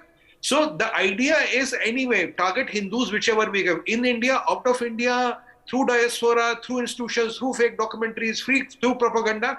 They will try everything, because this resilience of Hindu and this acceptance of Hindu, global acceptance of Hindu, is what is irking them. And these Australians, and I'm sorry to say that they are acting like ostriches, because they were known to be kangaroos, but now are ostriches. You mentioned that. Okay. Ambassador Manju, I'm going to come to you. Now, what is it going to take for the Australian government to stand up and take notice and not be the ostriches, as Sumit P said? Is this going to be a Hindu death? 1, 2, 3, 4, several, for action to then be taken against this Khalistanis, against the secessionist movement, and also the parallel that has been brilliantly drawn in terms of creating this anti-Hindu narrative globally, whether it is America or in Britain. We saw that the propaganda documentary by the BBC. Is this all linked to the political atmosphere here in India? 2023 elections taking place, 2024 elections taking place. Again, a polarization pit to allow for the world and then the domestic players in the fray against the BJP, against the current government, to take mileage of the situation. I think, Megha, there does seem to be a pattern, unfortunately, and we can see, as mentioned by the other panelists also, it's out in the UK, the US, Canada, and now in Australia. Everywhere these incidents are coming, and they are targeting for various reasons only the Hindus. And Hindus, as everybody has said, the main, the diaspora, Indian diaspora, is doing very well. If you recall, even when Mr. Rishi Sunak became the Prime Minister, there was a lot of funny kind of narrative. It fortunately was, put down and was, not allowed to continue. But they did start some kind of, campaign against him as well. There was a narrative I read somewhere that, he's Hindu and he practices Hinduism and things like that. So, things like that are there. There does seem to be a concerted effort to, because now Khalistanis, are trying, the so-called Khalistanis are by inimical forces to India, and they are trying now. I don't know what they hope to achieve. If you target a Hindu temple in some other place, how does it help the Khalistani cause? I don't see a connect really, but somehow they are being encouraged to go and do this instead of living like good citizens wherever they are, like the rest of the Indian diaspora, and doing well for themselves, working hard, contributing to the GDP. I think because they get funding from elsewhere, they don't need to earn, their own keep. It looks like. And Okay. so this could Okay. part of a narrative. Yeah, Professor Nalapat, then it was one thing that the population of Hindus was getting dramatically reduced in Pakistan and Bangladesh and other of these regions. It was one thing for the Hindu temples to be attacked in Pakistan and Bangladesh, but when the same happens in America, in UK, in Canada, and now in Australia, there needs to be a collective force and voice of the Hindus that needs to be built at a global level. Why not build a forum that is then going to address all these issues that are marring the growth of the Hindu diaspora, that is clearly accomplishing all the goals, financial as well as otherwise, across the world? Well, I think you're perfectly right, and social media and other methods of reaching the wider public need to be used. Let me point out that regrettably, when you have global media, let's take, for example, the BBC. You remember their coverage in Kashmir of the way in which Kashmiri pundits were massacred and they were forced to flee Kashmir. They basically just skipped over all that. Yeah. Absolutely skipped over all that. And, wherever there is now I'm very sure the BBC is not going to report this, believe me, because it's only Hindus who have done it. I mean, who are the victims of this kind of thing. So why would they report it? So this is the problem. The tragedy is that these hardline elements, your big organizations get taken over by a small fanatic fringe. Large media organizations, they have a small group of individuals that basically are radical and push a radical agenda. And unfortunately, that agenda starts spreading across the media organization. You're seeing, for example, on some social media platforms that supposing you have a certain amount of hate speech, that is given currency. And at the same time, any kind of a protective defense against that is put down. You have Twitter, for example, where a lot of accounts of individuals who were pointing to facts were shut down, and a lot of accounts that frankly gave very alarming and wrong pictures, including of India, were boosted. So this is the problem. And I think the Western world needs to be aware that a small extremist groups inside some of their organizations, whether it's the NGOs, whether it's the media, whether it could be the government also, these are pulling and pushing their agenda to the detriment of the wider democratic community that includes India, Australia, the US, UK and other countries. Yeah. Deshat Nigam, I'm going to also put this point across that why isn't the righteous, fair, independent BBC decide to do articles, make documentaries, report on the Hindu phobia that is growing and the attacks on Hindus that are taking place at a successive level? Why wouldn't The Guardian, why wouldn't Washington Post, why wouldn't New York Times pick up these issues? Well, Megha, in fact, if you remember, Jack Dorsey, in quite a few interviews, accepted that at that point of time when he was heading it, that the management is dominated by the leftists and the communists. He admitted, and in so many words also, it was there in the media. And similarly, Tim Davie, the new chief of the BBC, when he was appointed in 2020, he said that there are problems with the BBC and there is a dominance of the leftist in the BBC, and he wanted to correct that. But it appears he has not been able to, and he has miserably failed. And this is one reason. Similarly, is with the Washington Post or the New York Times, there are issues that we have with them, and the dominance of the leftists and the missionaries controlled, journalists which are there. They seem to be, laying down the narrative, and an anti-India narrative, an anti-Hindu narrative, and now anti-Modi narrative.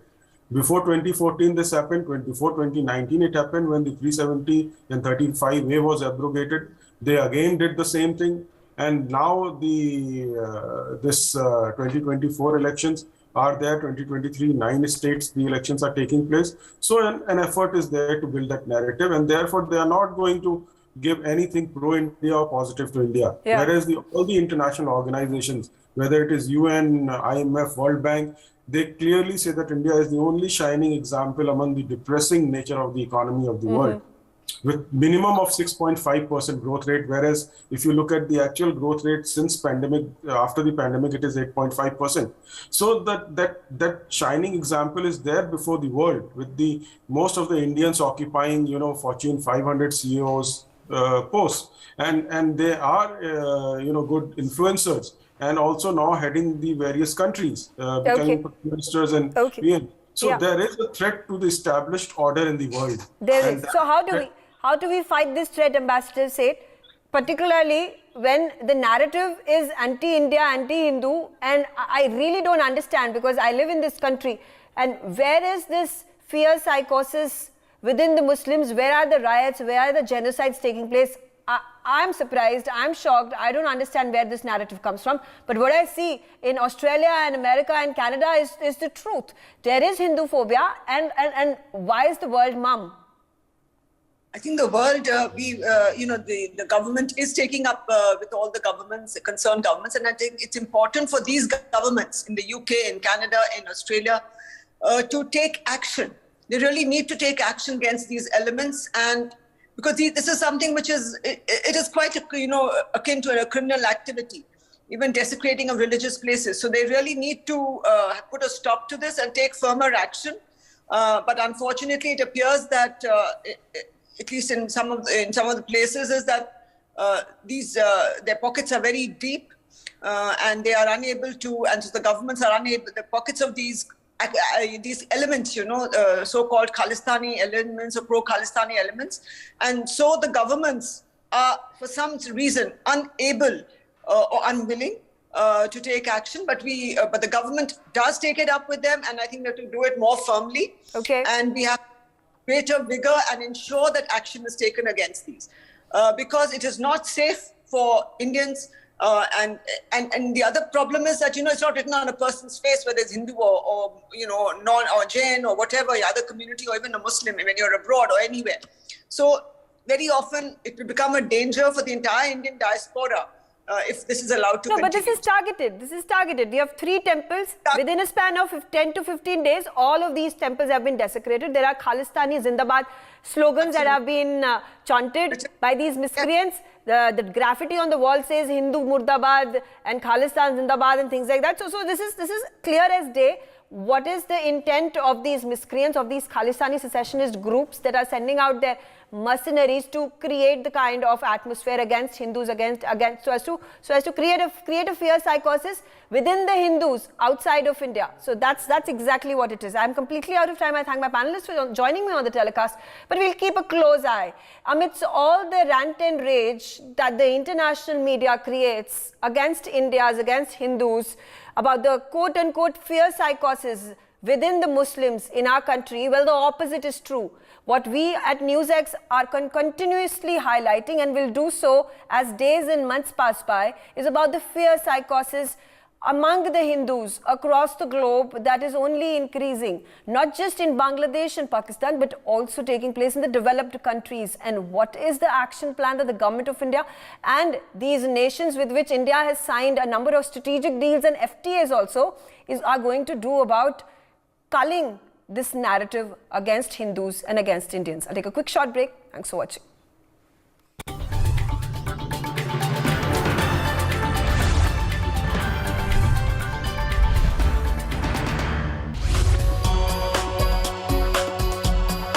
Amidst biased news and lopsided views, NewsX amplifies the Janta's voice, where your views shape the news. You can cast your vote on the day's burning issues. You can even participate in NewsX polls and surveys. You can gauge the nation's pulse in real time. NewsX presents Statistically Speaking on Mondays, Wednesdays and Fridays, 7:30 p.m. Indian Standard Time, only on NewsX. News, not noise.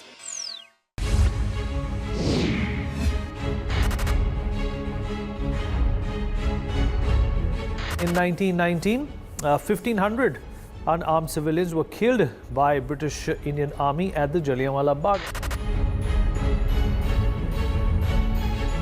Jack Straw confirms that the British government established an inquiry. They had a team that was sent to Gujarat to find out what had happened. Under what international convention were British diplomats investigating Gujarat? Tony Blair and Jack Straw responsible. How do we hold them accountable for the millions of lives that were lost because of their actions in Iraq? Should India now do the same and probe the many sins of the British?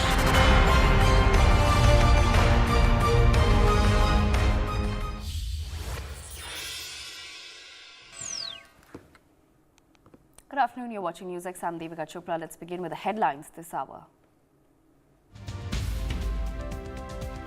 Amid a ban on the BBC documentary on the Gujarat riots, ABVP raises concerns of an alleged screening in Hyderabad University. A group of Delhi's JNU students reportedly plan to screen the documentary as well. University vows strict action.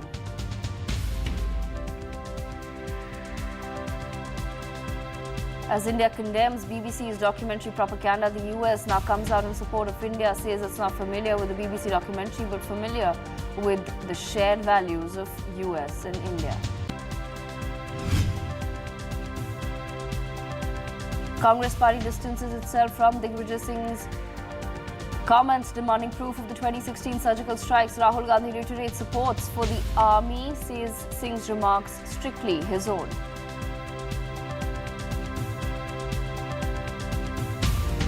Two passengers were deboarded from a SpiceJet flight bound to Hyderabad from Delhi. The airline claims the passenger was misbehaving with a female cabin crew member.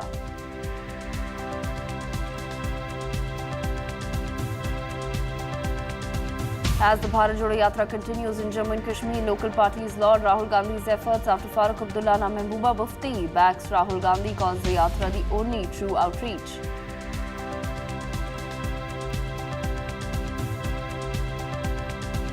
Pakistan continues to face deep economic turmoil. First, the malls and restaurants shut down early. Now people fighting on the streets for food amid a massive power outage plaguing the nation in the scrambles for monetary aid.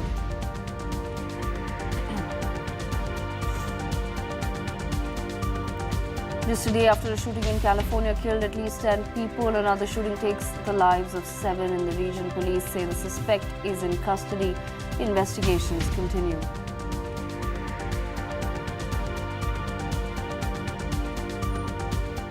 And our top focus, Congress MP Rahul Gandhi has now completely sidelined himself during the press conference. He said that we do not appreciate Digvijaya Singh's personal views. His views are outlying views. We are absolutely clear that the armed forces do their job exceptionally well and they do not need to provide proof of that. Earlier yesterday, addressing a rally in Jammu and Kashmir during the ongoing Bharat Jodo Yatra, Digvijaya Singh had said that the BJP-led union government talks about the surgical strike conducted across the LOC but has not furnished any proof to back its claims. Listen in. उससे मैं बिल्कुल agree नहीं करता हूं। हमारी army पर हमारा पूरा ट्रस्ट है। अगर आर्मी कुछ करे, सबूत देने की कोई जरूरत नहीं है। तो मैं पर्सनली उनके स्टेटमेंट से कंप्लीटली डिसएग्री करता हूं और कांग्रेस पार्टी की ऑफिशियल पोजीशन भी यही है कि वो दिग्विजय जी का पर्सनल ओपिनियन है, वो हमारा ओपिनियन नहीं है। Okay, all right, there you heard it. Rahul Gandhi distancing himself and the party from Digvijay Singh's remarks. My colleague Ajay Jandal with us on the broadcast. Ajay, these statements by Rahul Gandhi or even Jairam Ramesh should have come much earlier, given that Digvijay Singh's comments started going public yesterday morning itself, but the Congress party waited until yesterday evening to put out a tweet saying that they distanced themselves from Digvijay Singh's comments.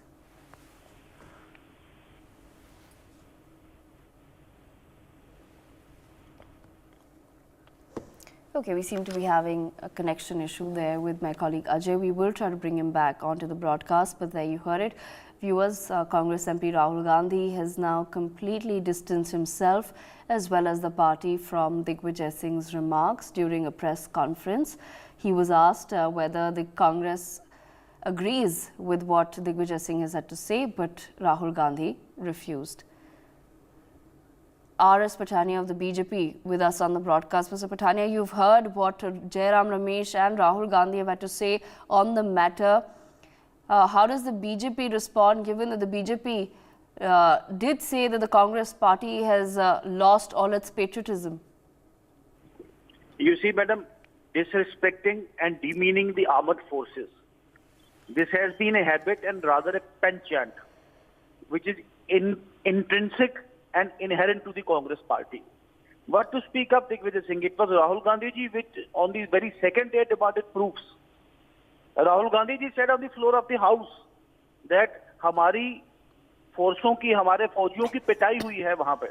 The entire world saw it on media, on social media, not only India, the entire world saw how the Indian soldiers, braving all the difficult, we could say, hostile terrains and topography, they braved all out, they drove out the Chinese people from the Indian soil. They need to be complimented. They use the word pitai.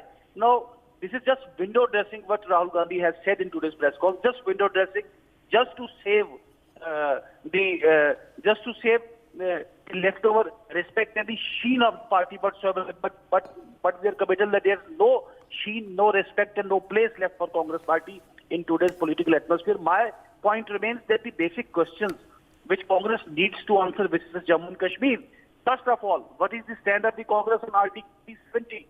What is the stand of the Congress regarding with Nation Conference, People's Democratic Party, Wahhabi National Conference. So these issues remain unredressed. The Congress, just like a fiddling Nero, presided over the exodus of Kashmiri Hindus, Kashmiri Pandits.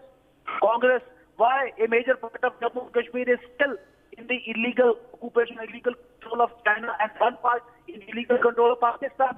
Courtesy, quote, because Nehruji left Nehruji declared unilateral ceasefire and took up the matter to the UNO. And with regard to the pardon in China, Nehruji himself said on the floor of the House that Aksai Chin, not even a blade of grass grows there. So my point remains that if Jammu and Kashmir is festering for the past 6 or 7 decades, that is only on account of the acts, omissions, misdeeds, misadventures of Congress party, for which Congress and Rahul Gandhi have no plausible answer. They just want to deviate and deflect the main debate. And that's why they are resorting to such tactics, what we could say, blow hot and cold in one breath, revolve the political opinion around to be and to not to be. But the people of Jammu and Kashmir and India's wiser now, the vibrant and the strong government under the dynamic leadership of Pradhan Mantri ji and Union Home Minister ji, they have done a trailblazing step. On 5th of August 2019, we have seen that how the compass has been boxed in Jammu and Kashmir.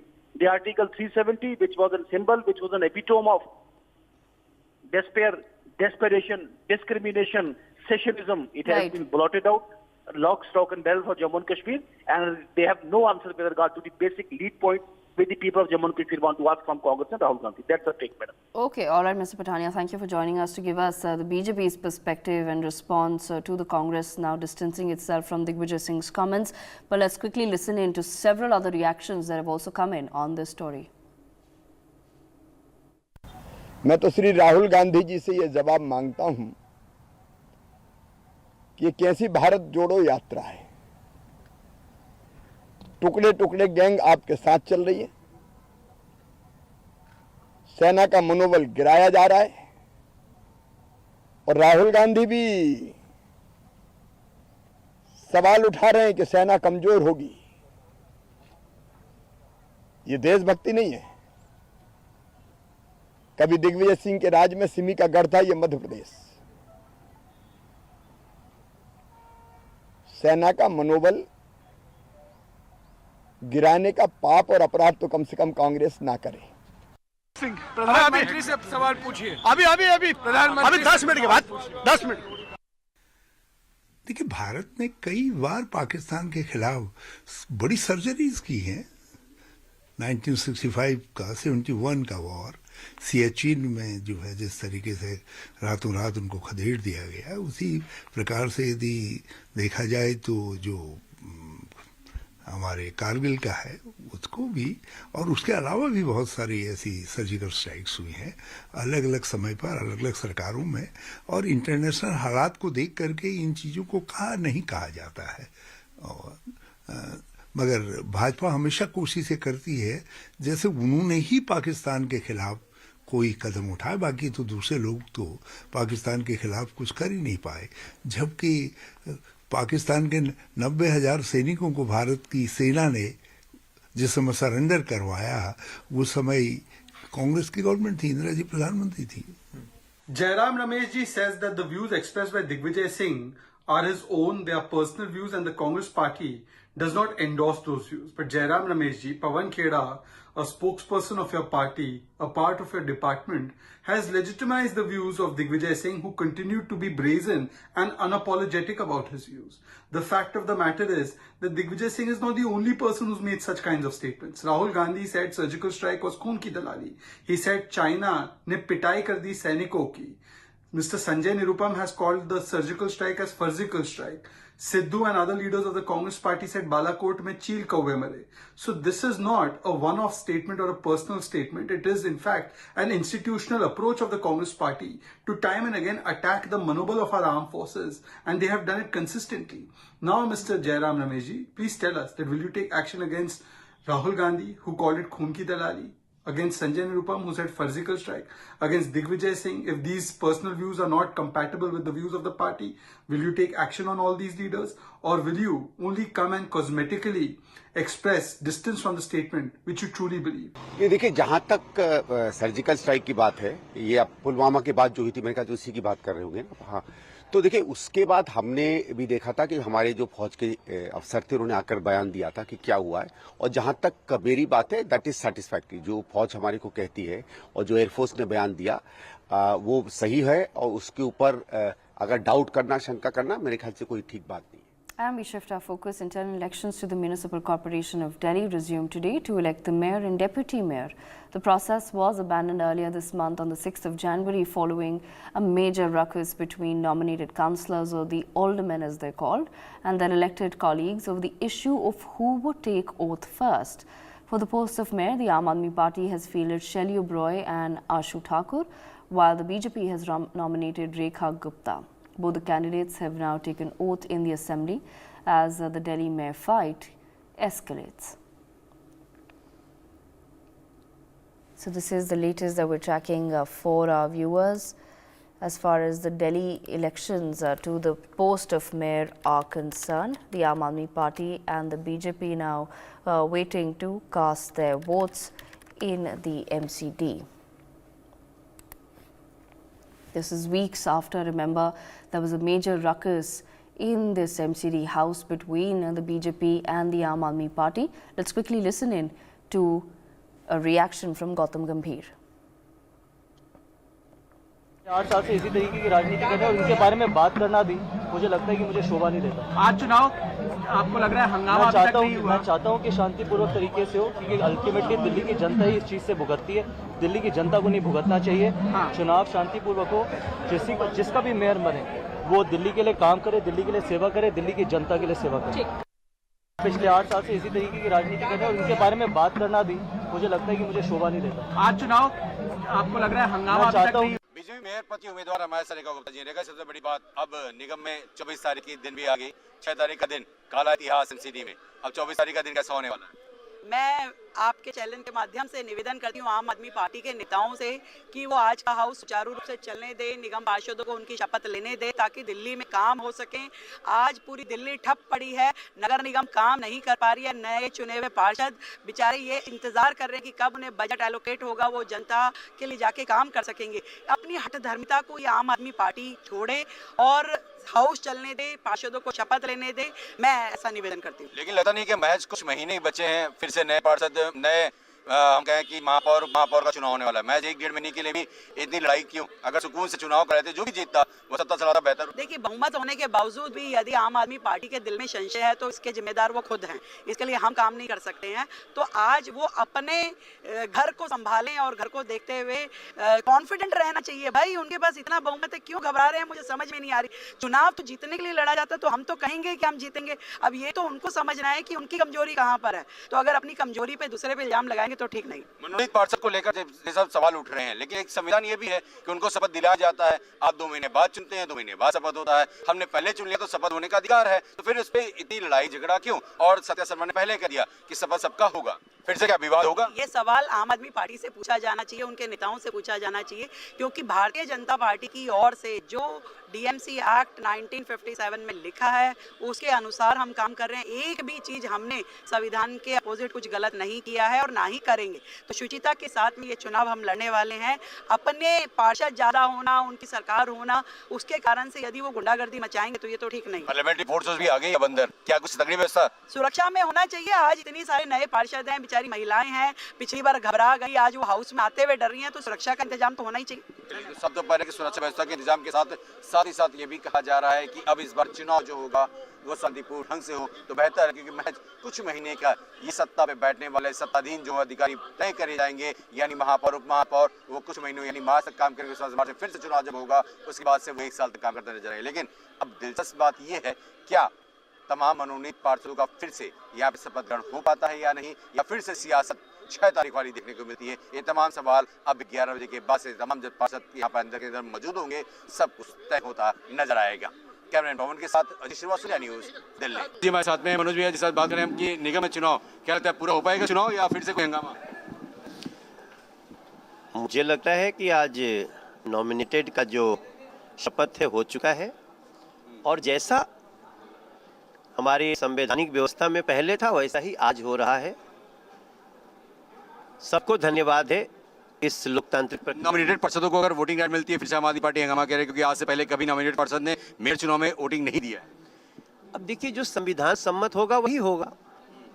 संविधान सम्मत होगा लेकिन वही दूसरे लोग संविधान तोड़ने की बात कर रहे हैं। दिग्विजय सिंह जैसे लोग सर्जिकल स्ट्राइक पर फिर से सवाल खड़े कर देते हैं। जो संविधान तोड़ने की कोशिश करता है उसको जनता तोड़ देती है, तो इसलिए तो बाहर जोड़ो तो यात्रा कर रहे हैं। अब वो जोड़ो है कि तोड़ो है वो तो बाद में पता चलेगा, लेकिन जोड़ने की नीयत क्या होती है? अंडमान निकोबार में 21 द्वीपों का नाम न किसी के नाना के नाम से, न किसी दादा के नाम से, न दादी के नाम से है, परमवीर चक्र विजेताओं के नाम से है। इसको कहते हैं देश जोड़ना।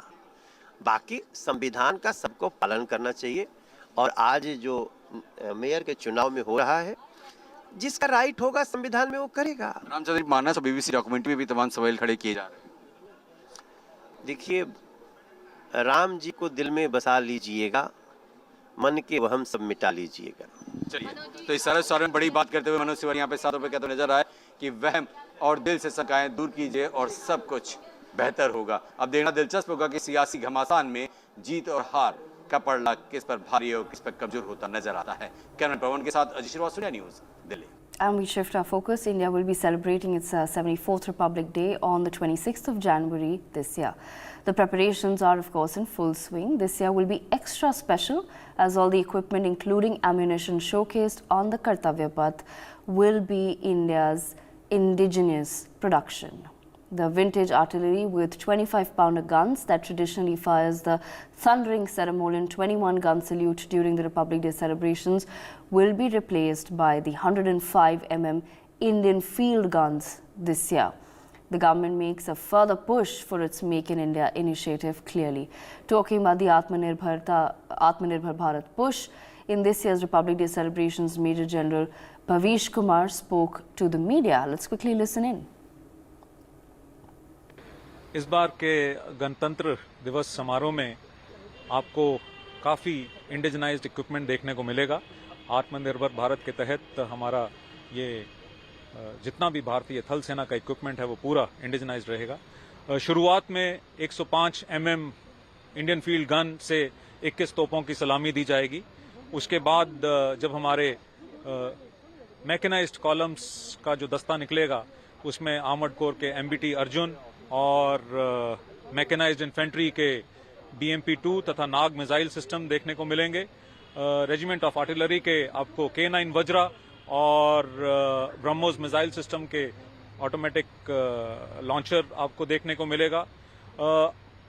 आर्मी एयर डिफेंस का भी आपको आकाश वेपन सिस्टम देखने को मिलेगा। कोर ऑफ इंजीनियर्स का 10 metre short span bridge and core of signals का मोबाइल माइक्रोवेव नोड तथा मोबाइल नेटवर्क सेंटर भी देखने को मिलेगा। और आर्मी एविएशन कोर का आपको एडवांस लाइट हेलीकॉप्टर ध्रुव तथा advance light helicopter weapon system integrated Rudra भी देखने को मिलेगा। एंड इंडियन एयरफोर्स LCH प्रचंड का भी प्रदर्शन इस रिपब्लिक डे परेड में करेंगे। All right, Group Captain UK Devnath with us on the broadcast. Group Captain Devnath, if you could just explain to our viewers the significance of India now showcasing only made in India products at this Republic Day. We are truly ushering in an entirely new era as far as defense production, manufacturing is concerned. Oh yes, Republic Day parade is a great occasion for India to show its self-reliance as far as main weapon systems are concerned. It's a joyous occasion. You must enjoy the rapid progress made by armed forces in last few years as far as Atmanirbharta is concerned. Under Make in India, we have started making huge number of main weapon system platforms in India. We'll be showcasing our pride of Indian armed forces, main battle tank Arjun, and also in the homemade Nag anti-tank missile. I must tell the viewers that Nag anti-tank missiles is one of the best anti-tank missiles. It is guided by laser and can knock out an enemy tank from a distance of 4 kilometers. heaviest of the enemy tanks can be knocked out by Nag so easily. Then we have BMP-2 infantry combat vehicle. Viewers must know that we are now manufacturing BMP-2 infantry combat vehicle within India in Ordnance Factory Medak. Most of the systems of this BMP have been indigenized, including the engine and the gearbox. Vajra self-propelled howitzer gun also was totally designed, developed and manufactured in India. It is at present rated as best of howitzer self-propelled gun systems in world. We have pitted this in various international events which were held in Europe and American soil, and it beat most of the other world-class weapon systems. BrahMos missiles is pride of India. Our DRDO and ISRO have joined hands. DRDL has made a part of it, and BDL was the main weapon integration organization. BrahMos missile systems we have offered for export to many other countries. Vietnam has shown interest. In all probability, Philippines is purchasing BrahMos from us very soon. And also, Outage anti-aircraft missile systems, pride of Indian Army and Indian Air Force. Today, the enemy aircraft, before coming and flying over Indian soil, will think twice, because Outage weapon systems has proved that it can hit an enemy aircraft from a distance of 50 kilometers during trials. And its a kill probability, that is single shot kill probability, is better than 95%. We also will be seeing Dhruv helicopter and Rudra, the weaponized version of Dhruv, and advanced light combat helicopter Prachand over Kartavya Path. Absolutely.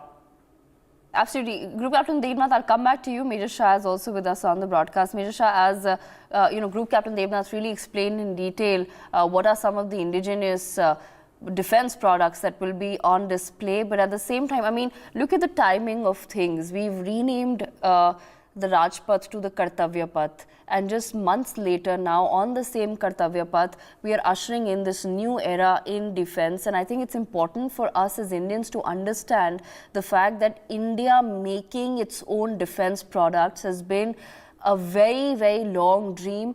And the fact that we've reached that stage where one can say, yes, we've made it, it's a massive deal. Absolutely, it's a very big deal. I will just tell you a short little brief about, in the year 1905, this is a very common, very popular road in UK, in Britain, called the Kingsway.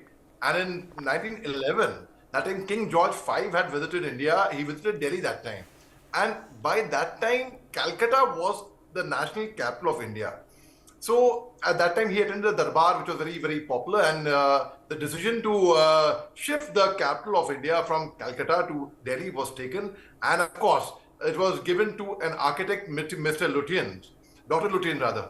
So Dr. Lutyens, when he said, okay, I want Kartavya Path, and that time the King's Road, the Kingsway, and the Raisina Hill, which has the South Block and North Block. South Block has got the Ministry of External Affairs Office and the Defense Ministry, and the North Block has got the Home Ministry and other offices over there, and the back gate is of the Rashtrapati Bhavan. So he said, okay, we would want it at a panoramic view, and that's the time Kingsway was given over there the name. Then after the partition, after the independence, after 1947, the name Rajpath, it was merely translated. It wasn't renamed. It was translated from Kingsway to Rajpath. But now in 2022, yes, we have Kartavya Path, and now we have a lot of indigenous weapons. Like our defense minister has rightly said, we would not only be manufacturing for India, but we would want India to manufacture for the world. We are already exporting defense equipment to Philippines. We had this commissioning yesterday. We had, apart from Parakram Divas, we also had the commissioning of INS Vagir, Indian submarine. In fact, which has got very good stealth features, very good radars, very good stimulators in that. So we are heading forward in our indigenization, in Make in India, and we Atmanirbhar Bharat. So we are totally independent. We are not relying on be it the name of the colonial past or of their patents and discoveries. We are standing tall as proud Indians. Now, the Kartavya Path, where in fact I had the honor to march on Kartavya Path, that time Rajpath, in the year 2008 with two fractured legs when I led the Assam Rifles marching contingent. That small 28-second video is very much there on YouTube. It became a little viral and people saw it. Yes, but the very fact is, our soldiers, they are so robust, battle hardy. And one more thing which is taught in our forces is, it's not merely the machine. It is also the man behind the machine. In fact, on 27th February 2019, Wing Commander, now Group Captain Abhinandan Bartaman, had proved it when he crash landed into Pakistan. That time he only said one thing: I am not supposed to tell you that on a MiG-21 aircraft, Bison aircraft, which is vintage aircraft, and he gave a chase to F-16 fighter pilots and he dropped them. So it is, we are very, very proud to call ourselves the Indians, and I would say, Mera Bharat Mahan Jai. Right, absolutely. I thank both our guests for joining us to take us through their views on this big development, but we shift our focus to some breaking news coming in.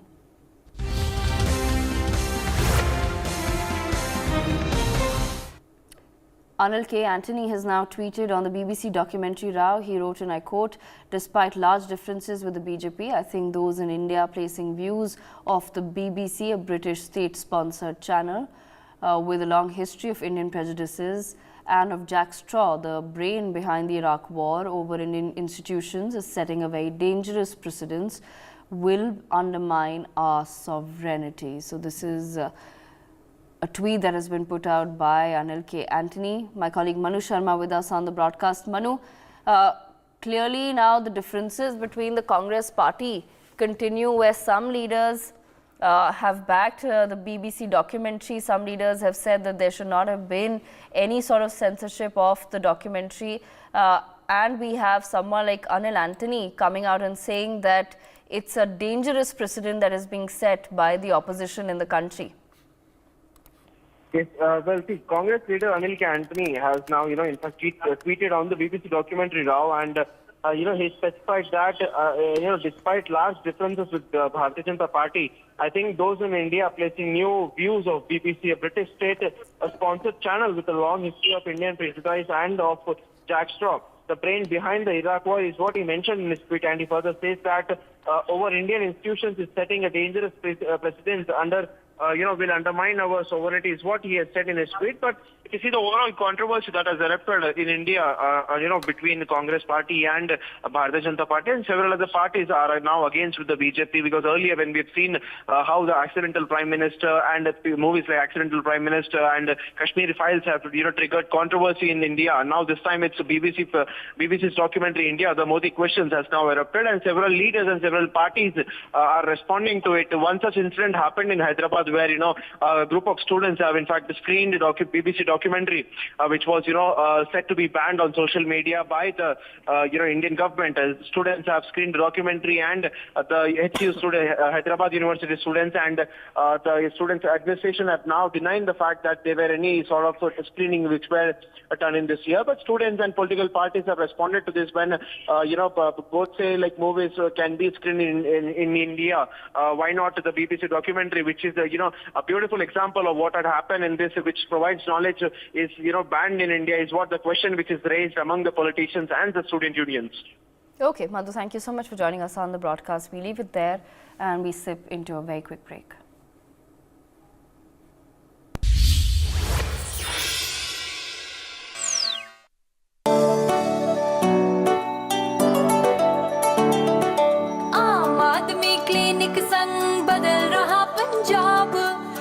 दवाई मुफ्त इलाज निखर रहा पंजाब आम आदमी clinic संग बदल रहा पंजाब मुफ्त दवाई मुफ्त इलाज निखर रहा पंजाब तंदुरुस्त हो सारे और कोई ना हो बीमार सबका इलाज होगा कोई ना रहे बेइलाज दो कदम दुनिया से आगे पंजाब ने झंडे गाड़े दो कदम दुनिया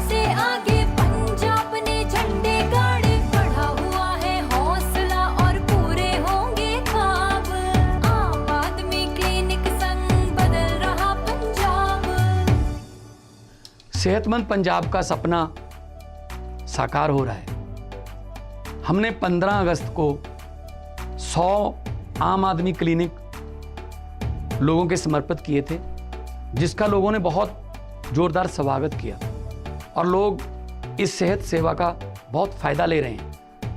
7.5 लाख से ज़्यादा मरीज जो हैं वो यहाँ से दवाई लेके ठीक हो चुके हैं, ओपीडी का फायदा ले चुके हैं और 1 लाख से ज़्यादा टेस्ट जो कि बिल्कुल मुफ्त हैं, फ्री हैं, वो यहाँ हो चुके हैं इन क्लिनिकों में। मुझे बताते हुए बड़ी खुशी हो रही है कि 27 जनवरी को 500 और मोहल्ला क्लिनिक लोगों के समर्पित किए जा रहे हैं, ताकि रंगला पंजाब की जो हमारी नीति है, जो रंगला पंजाब बनाने का हमारा सपना है, उसमें सेहतमंद पंजाब भी शामिल रहे।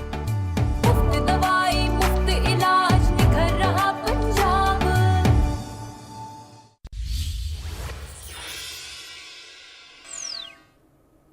Welcome back. There's some breaking news coming in. Earthquake tremors, we've been told, have been felt in the Delhi NCR region. Strong tremors have been felt in the Delhi NCR region. So this is the latest that we're tracking for our viewers.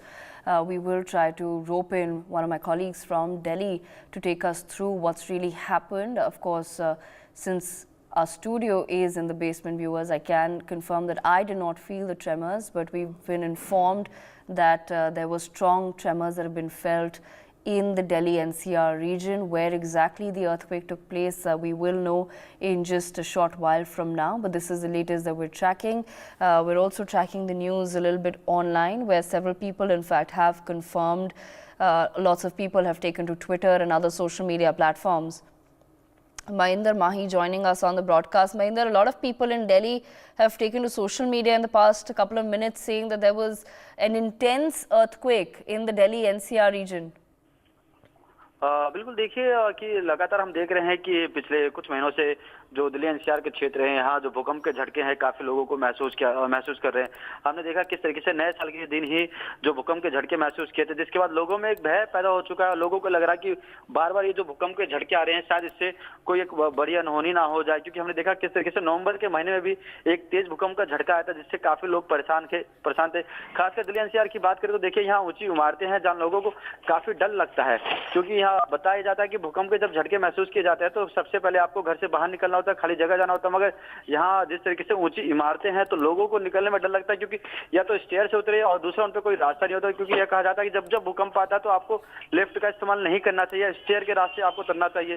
तो Delhi NCR में खासकर इन लोगों को काफी डर लगा रहा था। देखिए ये साल में ये 6ठी या 7वीं बार जो भूकंप के झटके हैं जो लोगों को महसूस हुआ है और इससे काफी लोग भयभीत हैं। जी Okay, Mahendra, let's stay on with us. I'm going to ask our PCR crew to put out our screens there, the computer screen for our viewers, because this is what people have now started sharing on social media as well. This is Manjot Singh from Delhi, who's tweeted out with the hashtag earthquake, hashtag Delhi, and he's put out this video that shows basically the intensity of the earthquake. This is a ceiling fan that he has captured moving in his room. So clearly it's been confirmed that several places in Delhi, several people in fact in Delhi have felt these tremors. If we can put out this video on our screens, it will be really helpful. So this is one of the first videos of the earthquake tremors that has come out on social media, but we will continue to track the developments and more information as and when it comes.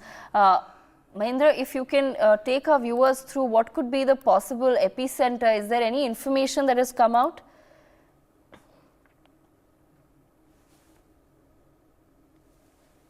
Okay, we seem to have lost that line with my colleague Mahendra Mahi. We will try to bring in another colleague of ours from the national capital to take us through more details.